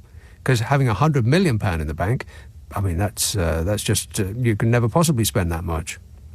And so the people with £10 million in the bank think, well, this is no good. I have to actually think about the cost of some things that I buy, like boats or islands, for instance. So I need £100 million in the bank, and that never ends because you get £100 million in the bank, and then you go and spend a couple of weeks over on Richard Branson's island, and you think, well, hell, I'd like an island like this. How much does that cost? And it's going to cost you £100 million. So it's like a poor person buying a wallet with all of the money they've got left. Now you've got an empty wallet. No point in buying an island from which you can hide from the world's tax authorities if you ain't got no money to, actually avoid tax on. So it just doesn't end. And I think it probably starts about £1 million in the bank in cash. And then it ends up with you chasing cash for the rest of your life and not actually, slowing down to enjoy it. But the happiness of the super rich should not concern you. They'll be just fine. But it is a sickness. It must be. It's like an addiction. An addiction to status or winning the game, I think it is, with a lot of people. You know, because it's like with Fishy Sunak, he doesn't know any poor people. He pretends that he does, but he doesn't. Poor people to him are rich people to us. And so it's playing the game. How much did you make last year? Well, in the last couple of days, I just cleared 10 million. In the last couple of days, you cleared 10 million. Wow. Okay, so I need to outdo that. Otherwise, I don't know. I'm buying the rounds. I'll feel small. Thinks Rishi Sunak. Leading Britain's conversation. Nick Abbott. Alexa, send a comment to LBC. Hello. Number please. Trying to connect you. Sorry to keep you waiting. Yes, sorry to keep you waiting, Mike, in East Yorkshire. Hiya, Nick. Mike. A couple of bits of irony this week really sort of hit me. And one is this bit of trying to get poor people, malingerers or whatever they call them, back to work. And they're threatening to withdraw NHS dental services. Yes. Well, the great thing about this is that the biggest reason for children attending A&E is dental problems. So even a blind man can see that unless you're rich, they don't have NHS dental services in the first place. I thought it was more than dental services. I thought it was more than dental services they were busy taking away. They want to take their prescriptions away as well. Well, it's their own benefits. Madness. But the other bit of irony, you've been talking about Lord Cameron. I'll give you Baroness Owen of Alderley Edge. Oh, right. Yeah, her opening speech was remarkable in every way apart from its content. Yeah, well, there was one bit of content which was deeply ironic. And she said, I want to thank Boris Johnson for ensuring that life changes were delivered fairly in Britain.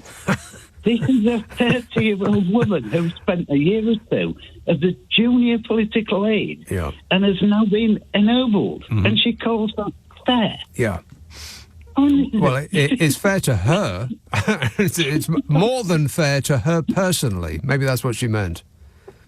I mean, the look on her face when she was delivering that speech, it's like she couldn't believe she was there either. It was, well, I wouldn't recommend anybody bothering looking it up. No. It was appalling. But anyway, you were also talking about the sickness of people chasing money and what have you.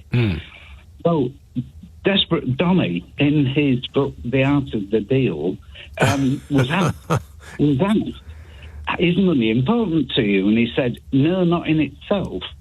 It's a way of keeping the score. Yeah, right. That's exactly what I said, yeah. The challenge is the important thing. And I thought at the time when I read it, I thought, that's really sad. But if you think of 100 billionaires all competing, 99 of them lose. So they're not going to be very happy about spending your life. Because this is, I mean, we forget that these people are alien to us, but if you've got 100 million quid in the bank, then you are only going to surround yourself with other people that are similarly rich. You won't talk to anybody that isn't that rich, ever. So you're just comparing yourself to them now.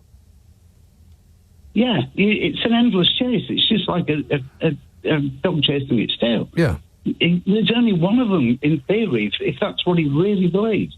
There's only one of them can ever win. The rest of them are failures. And the thing with Donny was that he said in that book, he said, and it's not enough that I win, it's that everybody else must lose. Yeah, and I mean, in business, he also said in that book, if the other guy doesn't walk away crying, you haven't got a good enough deal. Right. Well, businessmen know that that's absolutely ridiculous, because if you crucify people you're dealing with, your business suffers in the end. It isn't even good business sense. Well, he's not a good businessman. He's a terrible businessman. He and the amount of businesses he opened and then closed in ignominy, I mean, it's too long a list to read in a brief 3-hour show. Going bankrupt with a casino. Yeah, he couldn't even make money in a casino, owning it. Yeah, all right. Okay, thanks a lot, Mike. Yeah, it's, I mean, his entire personality profile would, in an ideal world, make him ineligible for the top job. I can be more presidential than anybody. And it's deeply embarrassing that in this country we're following his lead. Still, you might go to jail. You just never know. Your husband might be going to jail, Melania. I don't care. She's not that bothered. 0345 6060 973. This text says, why was Rishi on about foreign courts? The ruling on Rwanda was a UK Supreme Court. Yeah, well, you're not supposed to know that. You're supposed to just listen to, what he says and then blame others for everything that ails you. It often works. It's not working for them at the moment, but, there's time. Oh, there's a petition on the Parliament website. I'm kind of surprised that it's got so few signatures. Call an immediate general election, says the petition. The Prime Minister should call an immediate general election to allow the British public to have their say on how we are governed. We should not be made to wait till January 2025. And the people who have signed the petition so far, last time I looked this afternoon, 273,810. A number which is also known as not nearly enough. Call an immediate general election and only 273,000 odd people have signed it. I am stunned. But, they're not going to call a general election because this petition thing that they started on the Number 10 website, it doesn't actually mean anything at all.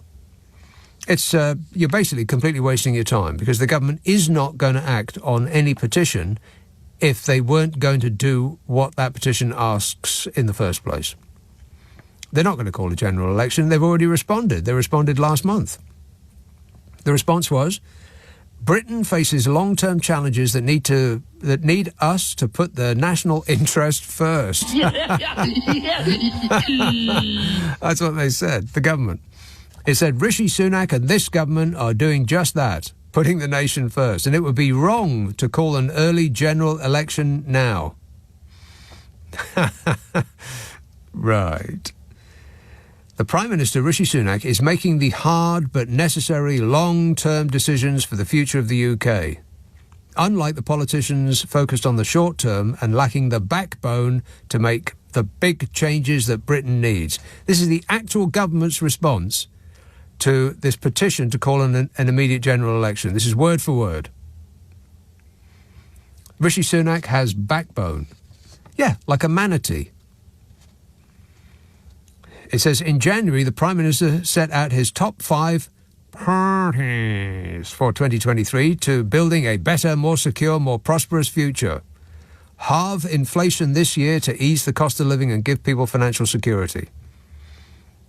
That was one. Well, you know what? There's absolutely nothing this government have done to affect inflation other than waiting for it to go down and then claiming the credit. Number 2, grow the economy, creating better paid jobs and opportunity right across the country. Better paid jobs. The government have done everything in its power to stick people with worse paid jobs. Number 3, make sure our national debt is falling so that we can secure the future of public services.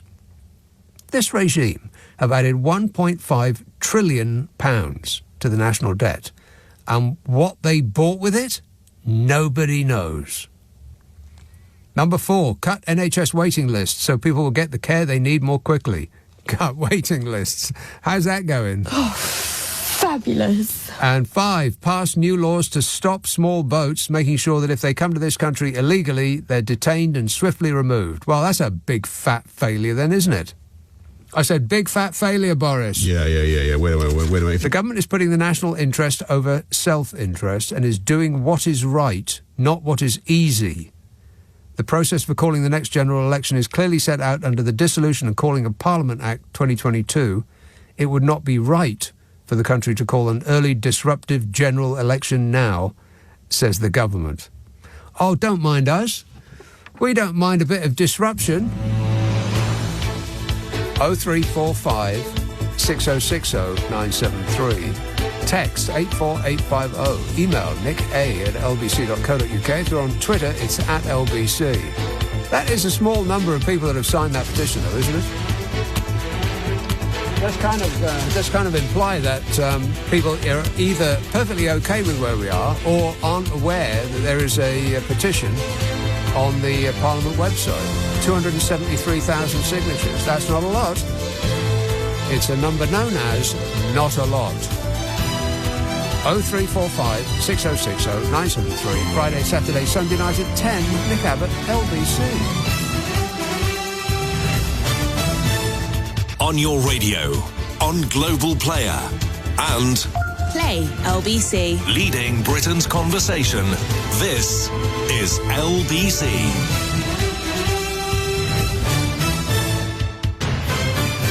This is LBC from Global, leading Britain's conversation with Nick Abbot.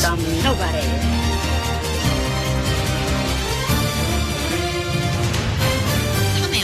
How may I help you? 0345 6060 973.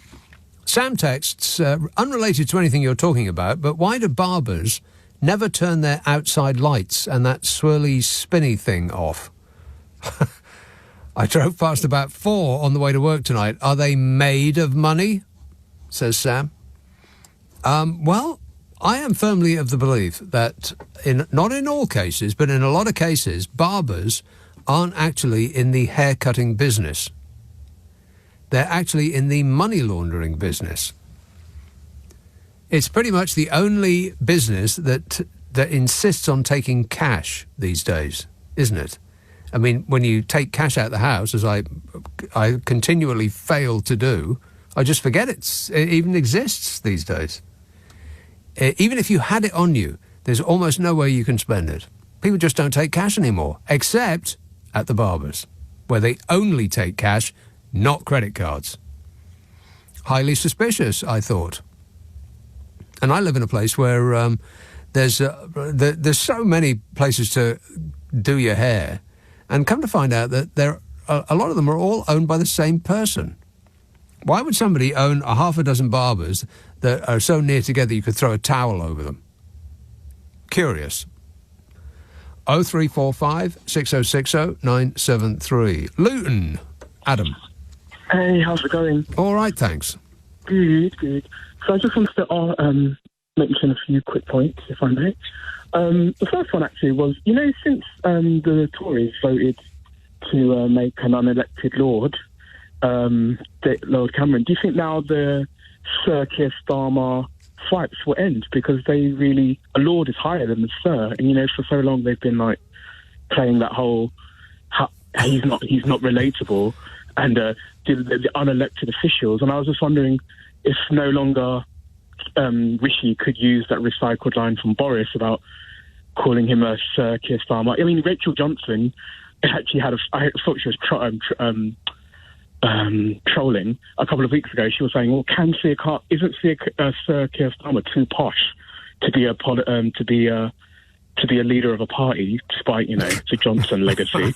And I did think now they've taken the wind out of that sail. They can no longer use that one now because we have a Lord, dough-faced a Lord Cameron. Is higher than a Sir. You say? Yeah, we're not playing. So it's a fact. We're not playing poker. And what I actually called up for was so I heard this week a Tory MP say on Ali Mirage's show, and it really helped me understand. I couldn't understand their policy of going for gold in being so horrible to everybody. Yeah. And then the reason why I heard is because they have no fear of losing, because a lot of these current Tory MPs have never lost.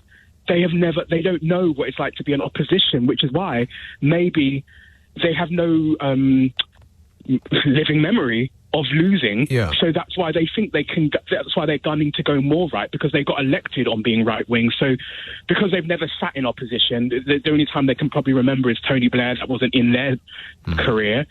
And so even when the Labour wins, it's really just seen as a paid sabbatical for them, really. Yeah, because they know they're going to come back, which is why they can go on do Hotel Rwanda 2, and they can just go for gold. When I heard people say that, as you said, they're going to take poor people's medication away, I thought, no, we are fully in conspiracy mode.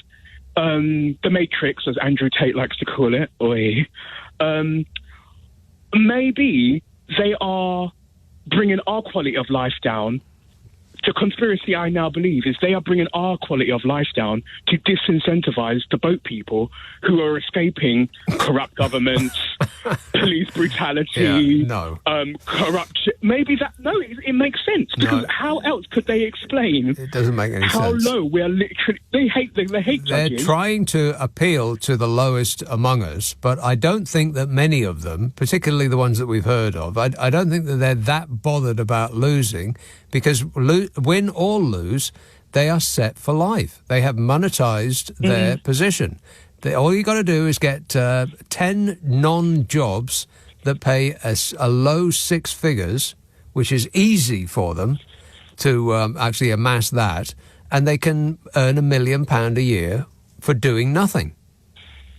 That's the game.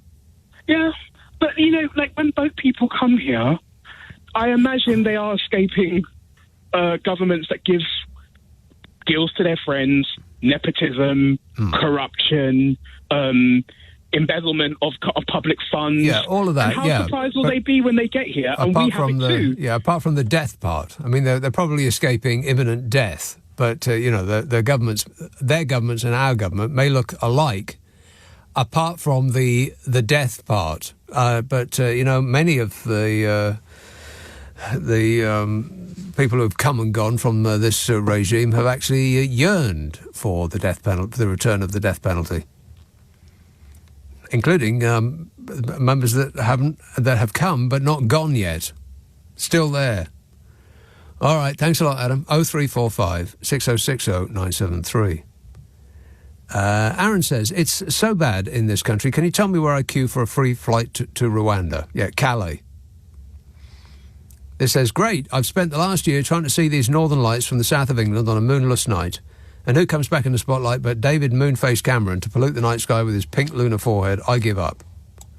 Isn't it some celestial event happening this evening? I think it's asteroids or something like that. Boring. Yeah, you look up at the night sky and you'll be looking and looking and looking, and then you look down at your watch and the people that are with you say, oh, there's one, and you'll have missed it. I've tried that game before, and it's just not as exciting as you think it's going to be. It just isn't. Tony in Hanworth says, oh, Jeremy Corbyn, a man who looks for peace and free broadband. John says, Nick, at least the people whose lifestyle of living in tents will be relieved to know that whoever they leave their tents to will not have to pay inheritance tax. Yeah, that's right. And that's another great trick that the Tories pull out every now and again. They decrease the tax on the wealthy, which is going to affect almost no one at all. I mean, for like 4 or 5% of the population, something like that. Because it makes the poor a dream of being that wealthy and then not having to pay that tax. It's bizarre, but it actually works. Amazing. People who are not now rich, imagine that at some point in the future they will be, because they bought a lottery ticket and they've got a really good feeling about it. Or they put money on the horses, or they just think that some relative that is unknown to them is going to die and leave them all their money. Just some way of plucking them out of the misery that they endure from day to day. They can't imagine that lasting forever. They are special people, so they will be rich at some point in the future. And at that point, they won't want to pay any tax. And so the poor people are for the rich getting off tax. Donald Trump showed this in America. I mean, I hate to bring him up again, but he did. I think he said something of the order of, if I know more, nobody knows more about tax than me, because I've avoided so much of it, something like that. And the poor people in his audience whooped and cheered. Morons. We're surrounded by morons.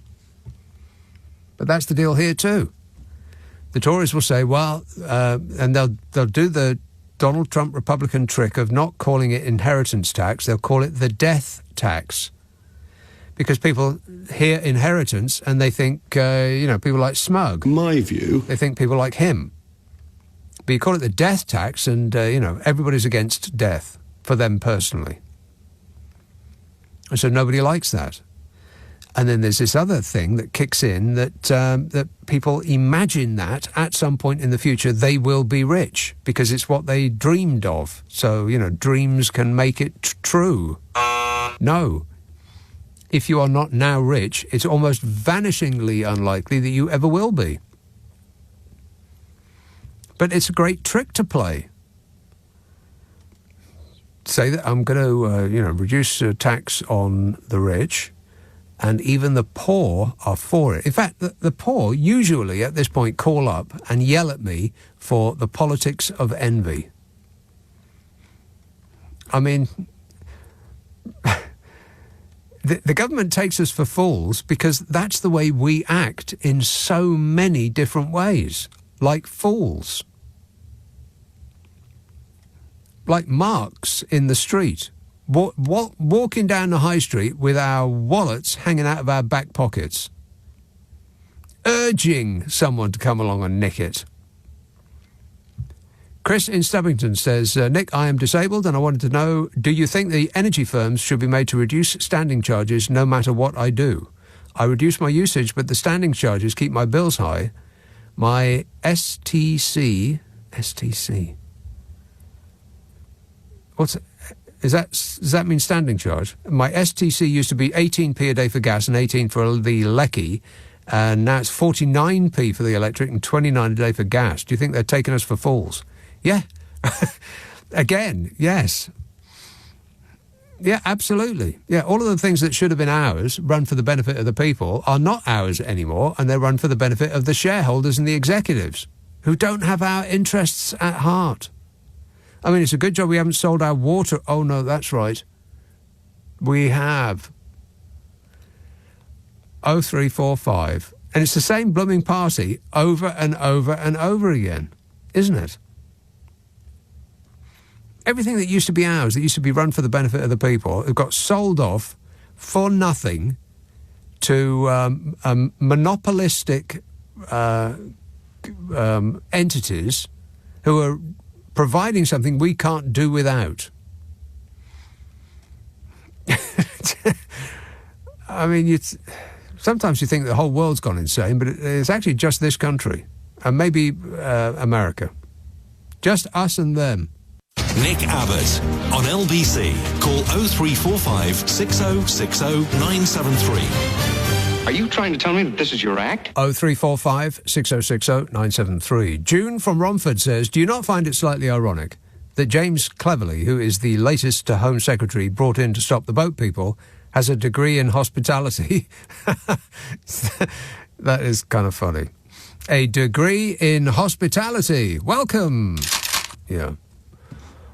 0345 6060 973. Let's have a call in Bodmin. Malcolm. Oh, hello, Nick. How are you? Yes, sir. Very well, thanks.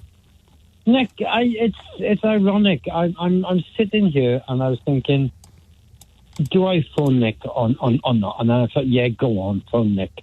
And I ring on taxes because I really don't have much nowadays to come on and talk to you about, because there's nothing one can say now about what the rump of the Tory party that we're left with. Like you said, or was it your show? Brandon Lewis signed up for a company which was once Russian-owned and is likely still is. I think like that's what, there's not much, because like it's beyond us. What it needs is an election to just end them. and the thing that's but that's not going to happen, though, is it? I mean, he's going to delay and hope that all of these distraction bombs that he keeps throwing out and and ramping up the nastiness, that is going to turn the public around. And you know what? I'm not entirely convinced that it wouldn't. Yeah, but I'm just waiting for the election to be called to fire me up, to get me in the mood to call you up and have a good, a good moan again, like we did over Brexit and everything else, and the budget and all that. But the reason I rang in was the thing about tax. And this thing about the NHS and medicines for people on benefits if they don't really try hard and get themselves a job. That's right. They have to pay for their medicines. And it's this, Nick. The problem is that the average person, like me, doesn't really, or they don't have an awareness of tax per se. They know about income tax. They know a little bit about VAT. I mean, most people don't realise that national insurance is a tax. They think you pay it for your hospital stuff. But the thing is, Nick, it's the stuff that, as you say, your average person says, oh my God, these taxes should be stopped because I might be rich one day and then I'd have to pay them. Right. But what they don't realise is that the free prescriptions an awful lot of people get, the various other things that they get because wealthy people pay a little bit of tax, they wouldn't have those things. Right. They don't seem to understand what tax is supposed to be for. But then again, neither does the government. Tax is supposed to be spent. It's supposed to be taken from the people and spent in ways that benefit the people. And countries that do that, the usual typical perfect countries, Denmark, Sweden, all those, Norway, like that, they all top the World Happiness Index. Why? Because their people have safety nets.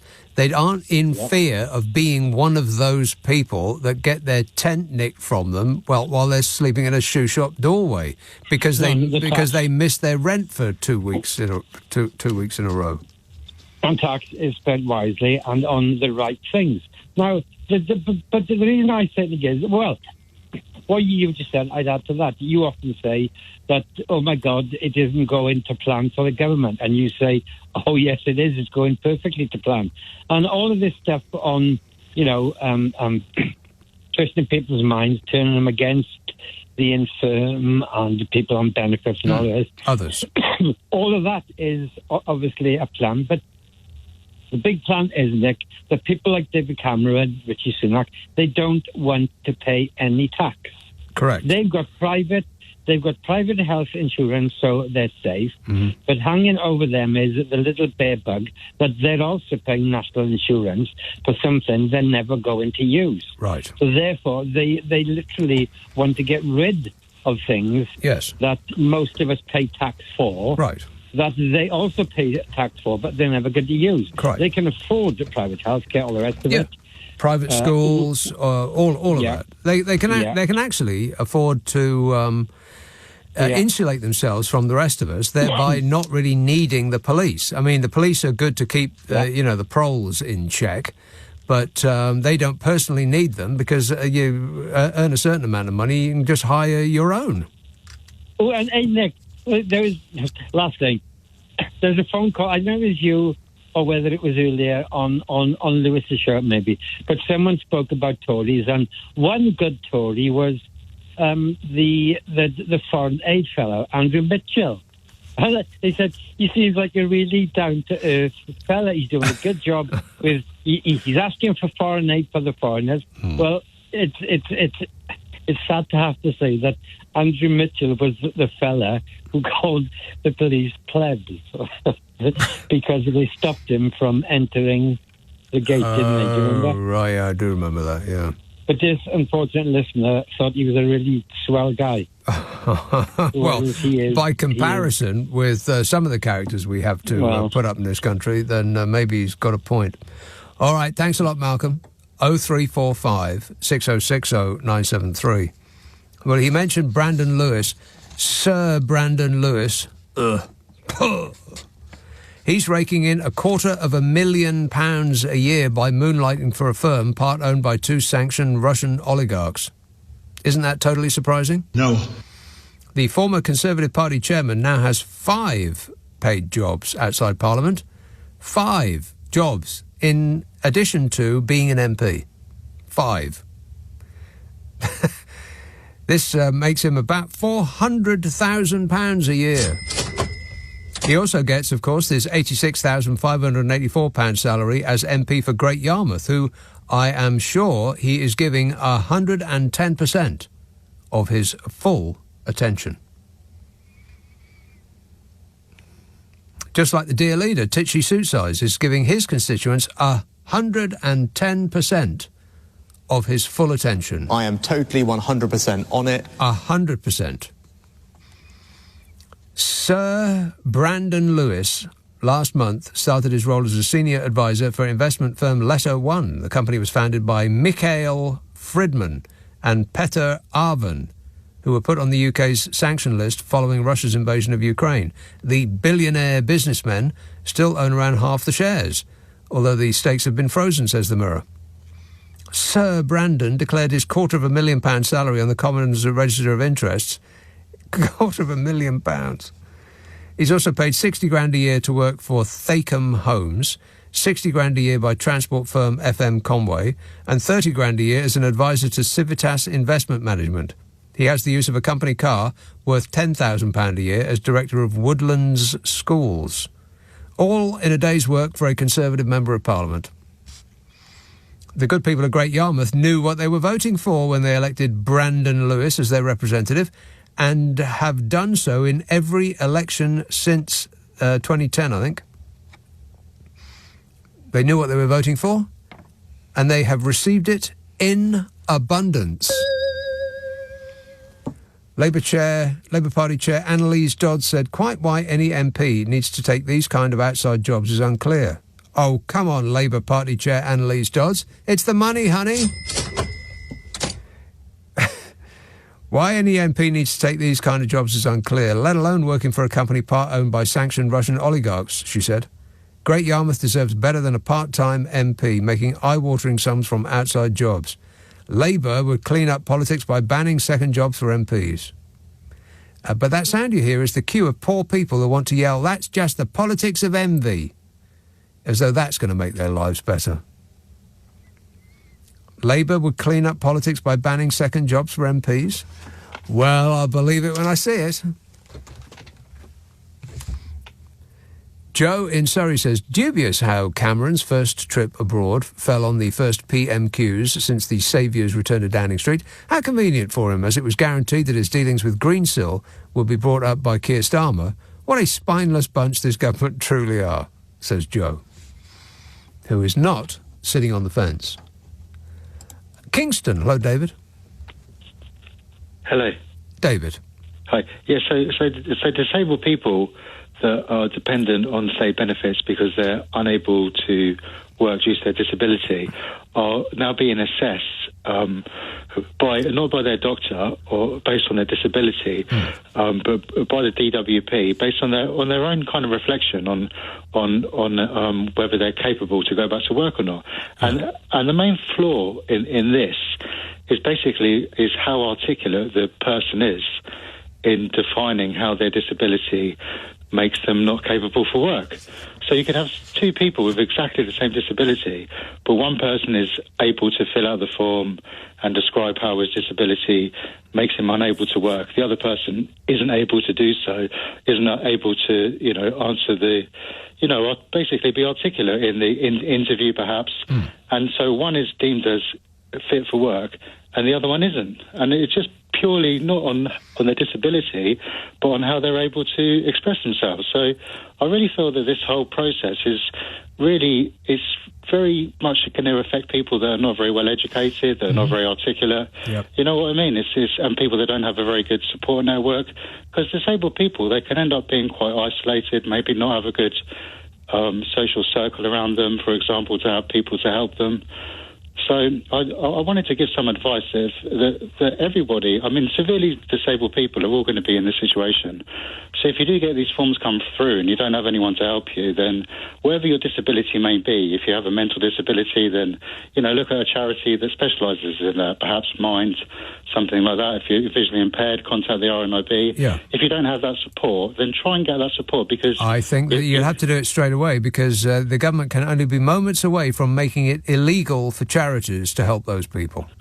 Well, you really have to fill out these forms correct, and you need to get advice about, because if you're disabled, you feel quite proud to talk about how you are independent, but you can't do that because it reminds me of that. You remember that sketch from Monty Python with the knight that got his arms and his legs chopped off? Tis but a he's scratch. fit for work. Yeah. He would deem himself capable for. Do you get what I'm saying?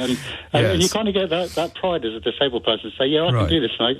But it's not like that, because you can't do these things 100% all of the time. A lot of the time you can't cross the road. I agree entirely, but I think you're looking at it from the wrong way. It's not that the policy itself is flawed, it's that the policy itself doesn't, in my opinion, have anything to do with what it is that they're stating. It's just another distraction. We'll be talking about this for all next week, and people will be hyperventilating and being absolutely furious, and then they'll drop it. And then there'll be another one the following week. No, exactly, Nick, because people are all being assessed right now. I mean, I'm in this situation myself as someone who's registered blind. Everyone, doesn't matter how severely disabled you are, your doctor is being bypassed, and you're having to fill out forms and go to interviews, and it all comes down to how you can articulate about how disabled you actually are. Right. And that is actually happening to everybody right now at the moment. And if you know anyone in that situation, then please reach out to them to make sure that they know what they're doing and they're getting help, because I really feel for people that are not savvy enough to really navigate these forms and these interviews. Please try to advocate for people in that situation. Yeah, very good advice. Appreciate that, David. Thanks for that. Yes, help people who are being caught up in this latest scheme by an ever more desperate and floundering government to try to appeal to those who actually think it's a good idea to take medicine off people who are sick, to force them to go out to work, which they can't do because they're sick. I can't imagine what they're going to come up with next, but I think we're all going to have to grip onto something firm. It's going to be a bumpy ride. Leading Britain's conversation. Nick Abbot. Alexa, send a comment to LBC. Okie dokie. 0345 6060 973. Let's have a look now who's been waiting the longest. It does appear to be 1 minute. Wembley Park. Christoph. 1 minute? Yes. No, I didn't say that you've been waiting a minute. I said give me just a moment, and I'll have you on the air instantly. Hi, Nick. You know, I wish they'd put the other Nick on at this time. Then I wouldn't feel I have to stay awake to listen to your show. Well, yeah, you should be on. You should be on in the morning. No, it would feel weird to be on in the morning when it's light out. It would. It would just be just odd. It would. Anyway, yeah. No, a couple of things. I was amazed to hear this morning. Sadiq Khan was on the James O'Brien show, and he said something really amazing. I don't know whether you heard this. It was actually on a news item on LBC News as well, which is that during all the time that Suella Braverman was Home Secretary, she never once had a meeting with Sadiq Khan. But James cleverly had set up a meeting with him, spent some time with Sadiq Khan within 24 hours becoming Home Secretary. Right. And this just shows, I think, that there are some people in our current government, or even ex-people in our government, who basically have pathologies, you know. I think she has, she is, all this stuff about having, dreams about flying people to Rwanda, and I think that part of the problem with our government, they have such weird ideologies which are sort of pathologically built into them, which they can't. I don't know what the precise what a psychologist would suggest, but there does seem to be something off there. And you can say the same about Liz Truss. Absolutely. I mean, she still thinks that we want to hear what she has to say. I mean, she seems to be gripped with the idea that she's some sort of expert on the economy. It's getting a bit late now, but I have detailed files. I'll talk about Liz Truss tonight. Oh, the stuff that she wants to do. Good grief. Yeah. And actually, the other thing is, it's amazing how we've had to sort of lower the bar to decide whether anyone in the Tory party is still sort of decent now. Yeah. You know, Andrew Mitchell. I think probably treated a little unfairly on the plebs thing. Although I'm sure he did, he did say it, but he'd been quite a champion of foreign aid and things like that. And I think the best thing that can be said about James Cleverly last few years is that he sort of kept his mouth shut. So I don't know what he's really like. But it made him seem, by the meagre standards that we now have to judge the Tories by, it made him sort of seem quite decent. Best they keep their mouths shut and people think that they're an idiot, rather than opening their mouths and removing all doubt. But I did come up with a possible election-winning strategy for Tories the next election. Great. Yes. Let's hear it. I'm afraid some people are not going to like this, though. I think all they need to do is legislate for the Gaza Strip to be safe. How's that going to help?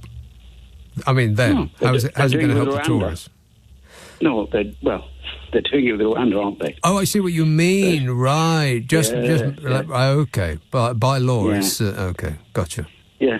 And then they could maybe have a go at Yemen, Ukraine, Azerbaijan. Yeah. Make all those places safe, right? Well, and will be so. Yeah. They'd be very popular, right? HAPPY-ness will be all around. That sounds like a winning strategy to me. Excellent work there, Christoph. Thanks for that. 0345 6060 973. Edward says it was bad enough when Jeremy Dangerous' name was made Chancellor. Then they brought back Badman Cam.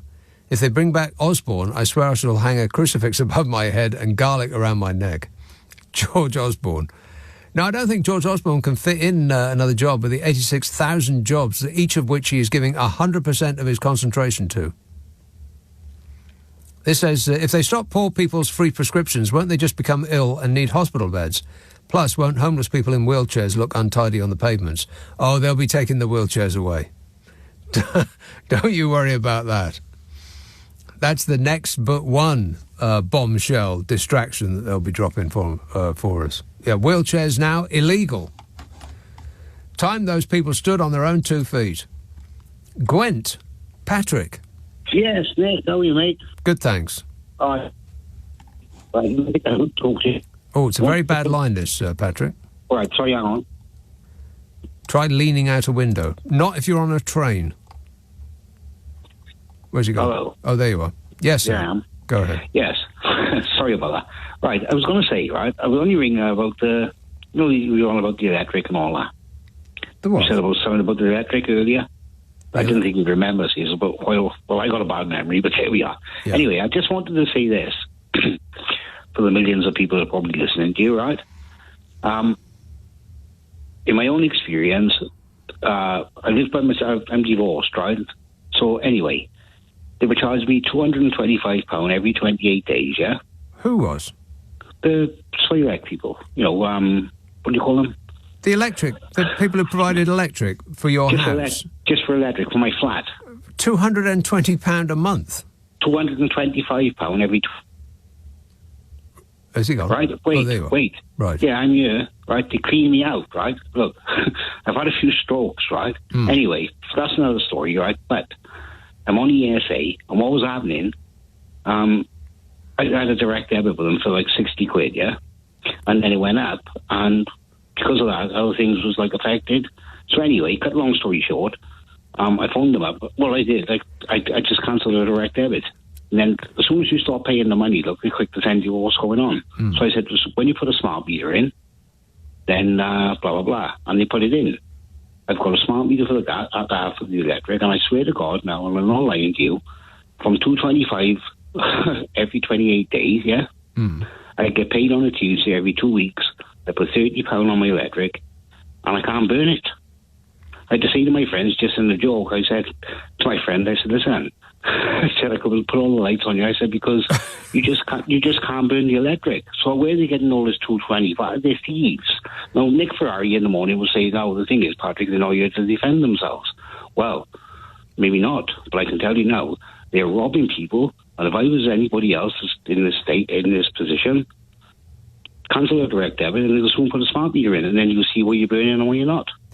Well, that's an interesting idea. Yeah. I mean, I've got a letter sitting on my desk that I haven't responded to that says, we know that you have a smart meter, but we want you to have a better smart meter.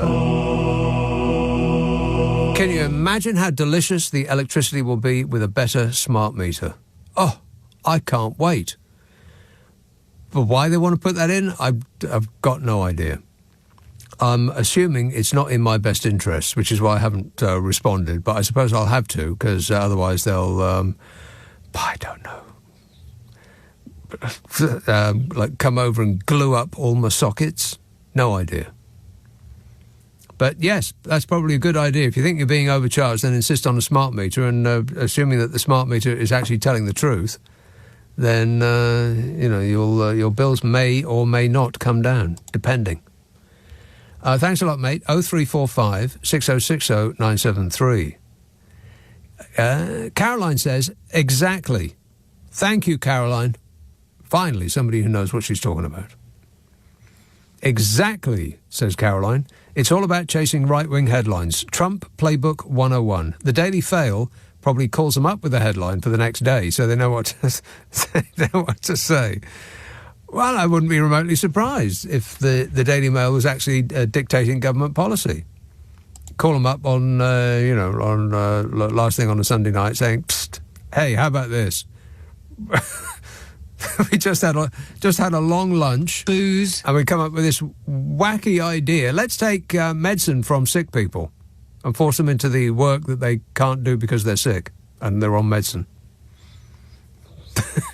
And then the libs will freak out about that for a week, and then we can drop something else on them. I can't imagine what it's going to be. Can you? I mean, really, what's it going to be next? Where can they possibly go? I think that they're shooting off all their best stuff too soon, unless they have a whole new level of nasty that they're keeping in reserve for nearer the next general election. But really, I mean, I can't imagine how they're going to turn it up from here. Are we not at 11 already? Let's have Aranjit, Oldbury. Nick, you're right. Yes, good, thanks. Have you been frying tonight? I have. I'm on my second can of beer at the moment. Oh, yeah. Oh, yeah. Yeah, I've been frying. It's been a little bit better, to be honest. Oh, good. Okay. The thing is, I've been saying for a few weeks that these Tories are going to carry on raising the ante, and eventually it'll be a bit of, shall we do a bit of ethnic cleansing, with the unemployed, with the foreigners, with the tent people, and this, that, and the other, right? They could now turn around and say, right, if you're not looking for work, we're going to take you off the waiting list on the NHS. Oh, that would be a good one. Yes. Yeah, and they'll say, we've reduced the waiting list. Yes, that's right, because everybody that is on the waiting list will, even if they're nice people, will do a little happy dance, assuming that their illness does not prevent them doing that. Because the waiting list in front of them will have become smaller, because the government will have essentially executed a large number of people for your convenience. That's what I'm trying to say to you. And you know Donald Trump now, right? He doesn't attend any of these. No. Primary debates, elections, debates, yeah. Right, so I was listening earlier, right, to one of your presenters, and he's interviewing or talking to Sir Keir Starmer. He says, all these front benchers that have resigned, is there going to be a way back for them? Yeah. Why do you want to ask a silly question like that? What Keir Starmer should have done, if it was me, I would say, when I win the election, I will reinstate or do my best front bench team that I want to, because it's nothing to do with the reporter, right? I think sometimes a lot of the reporters give them loaded questions, and sometimes, a right-wing reporter will favour people like James Cleverly. And talking about James Cleverly, why don't he get a proper suit? You know, when he comes out there, he looks as if he's like a pregnant duck, the way he's waddling, right? Well, I don't know. Maybe they got them switched around, because Rishi Sunak's suits seem to. I don't know. I mean, I would imagine that they're tailored to fit. I just don't know who they're tailored to fit. Yeah. So like now, and this Cameron business, yeah. I think what they've done is, remember in Dallas, right, where Bobby Ewing went into the shower, and they've done a whole series, and he come out the shower, and it was all a dream, right? Mm-hmm. So he went into the shed in Oxford, and now he's come back out, right? So not so much of a dream, more of a nightmare. Yeah. And the other thing is, like this parliamentary privilege, you can appoint somebody to the Lords, and then bring them in, and they don't have to attend Parliament or whatever. That is the biggest load of codswallop, as far as I'm concerned, because they're saying, he's going to be answerable in the House of Lords. But he's not. It's Parliament. Yes. I don't know. Well, Parliament is part of it, but he's supposed to be answerable to the House of Commons, not the House of Lords. Yeah. So, but I mean, it's all of a piece, though, isn't it? I mean, it's making David Cameron a Lord, which I think was the primary reason why we wanted to come back, because now he's Lord Cameron forever, and all he's got to do is just pretend to care about Britain again for a short while, and then he'll be putting his feet up and smoking a cigar for the rest of his life. This is Lord Cameron that brought in the bedroom tax, right? He brought in austerity. And, the one thing, when they keep on showing the clips of when the coalition government, obviously in any kind of marriage you have the dominant person, don't you, right? You have the dominant male or the dominant female or whichever. This is not being offensive to anybody, yeah? Well, it is, a little bit. Did you see the way he was walking up Nick Clegg up the aisle, right, and saying, "Go on, baby, I think your mind is perhaps going to places that we don't want to join you. Disgusting. But I appreciate the thought there, Rajit. Now I'll spend the next couple of minutes trying to rid my mind of it. This is LBC with Nick Abbott. Call 0345 6060 973. Tweet at LBC. Text 84850. We are running late. Let's have Birmingham. Hello, Shirley. Oh, hi, Nick. I was just going to mention the Guardian article today. They're going to stop legal aid alongside your medicines. Of course they are. Yeah, the legal aid thing worries me because 2 weeks ago they said they're going to enter your house without a warrant if you've stolen a phone. If you've done what now? Stolen a phone, in a snatch on your bike. Right. Yeah. They feel you've stolen a phone. Yeah. They'll come into your house without a warrant. But, yeah. So they just have to think it up and do it. The worry about that, then there's no legal aid. The police can't enter your house on their own, so there'll be 10 of them. And you've got no legal aid. Yeah, I think the law is now whatever a member of authority thinks it is at any given moment. If the government wants a law to say the opposite of what it actually says, then they'll just think it, and it will be so. But the legal aid is a worry because you've got housing problems, custody problems, medical negligence, all manner of problems with legal aid. That's a genuine worry. Yes. And obviously the medicines are a worry because you might have a sexually transmitted disease. You're going to spread it round. Oh. Disgusting. But, you might have hepatitis, meningitis, a spreadable thing. Yeah. This is most bizarre with the medicines. The same with your dentist. After you've been to the dentist, because I had a number after you've had sex with your dentist, you pass on what? I went to the dental hospital and they gave me antibiotics because I had a couple of teeth removed. Yeah. Where did you get them? Where did you get them moved to? Yeah. So you've got no dental cover, no antibiotics. No, that's right. Yeah. And legal aid, by the way, is not available to those that need it, but it is available to those that can afford their own legal bills. Yeah. Wait a minute. Ain't that right, Bodge? I can't comment on that. Exactly. We paid his legal bills, and he has plenty of money to be able to afford it. But why pay it yourself if you can get us poor dopes who pay tax to buy it for him? Yeah, there's a quick, bizarre Gaza solution. Why don't somebody airdrop angle grinders and eye goggles so people can just march into Egypt? I want you to keep thinking, Shirley, because that is what you do best. As soon as another hot idea pops into your mind, I want you to let me know straight away, all right? Angle grinders, you say. Weybridge, Joyce. Oh, hi, Nick. I just read something today. It's a lie of the week, that the economy is growing and debt is falling under Fishy. Yeah.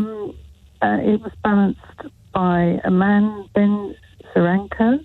He is a senior research economist at the Institute of Fiscal Studies think tank. Right. And he said the public sector debt is currently rising in cash terms and real terms, and most importantly, as a percent of national income. Yes. So that's a lie. But the other thing I wanted to talk about was Cameron. Now, I'm getting on a bit now, and sometimes I forget things, but I understood that a referendum... Joyce, before we go any further, you're moving the phone around, and only occasionally can we hear you clearly. So please speak directly into the phone.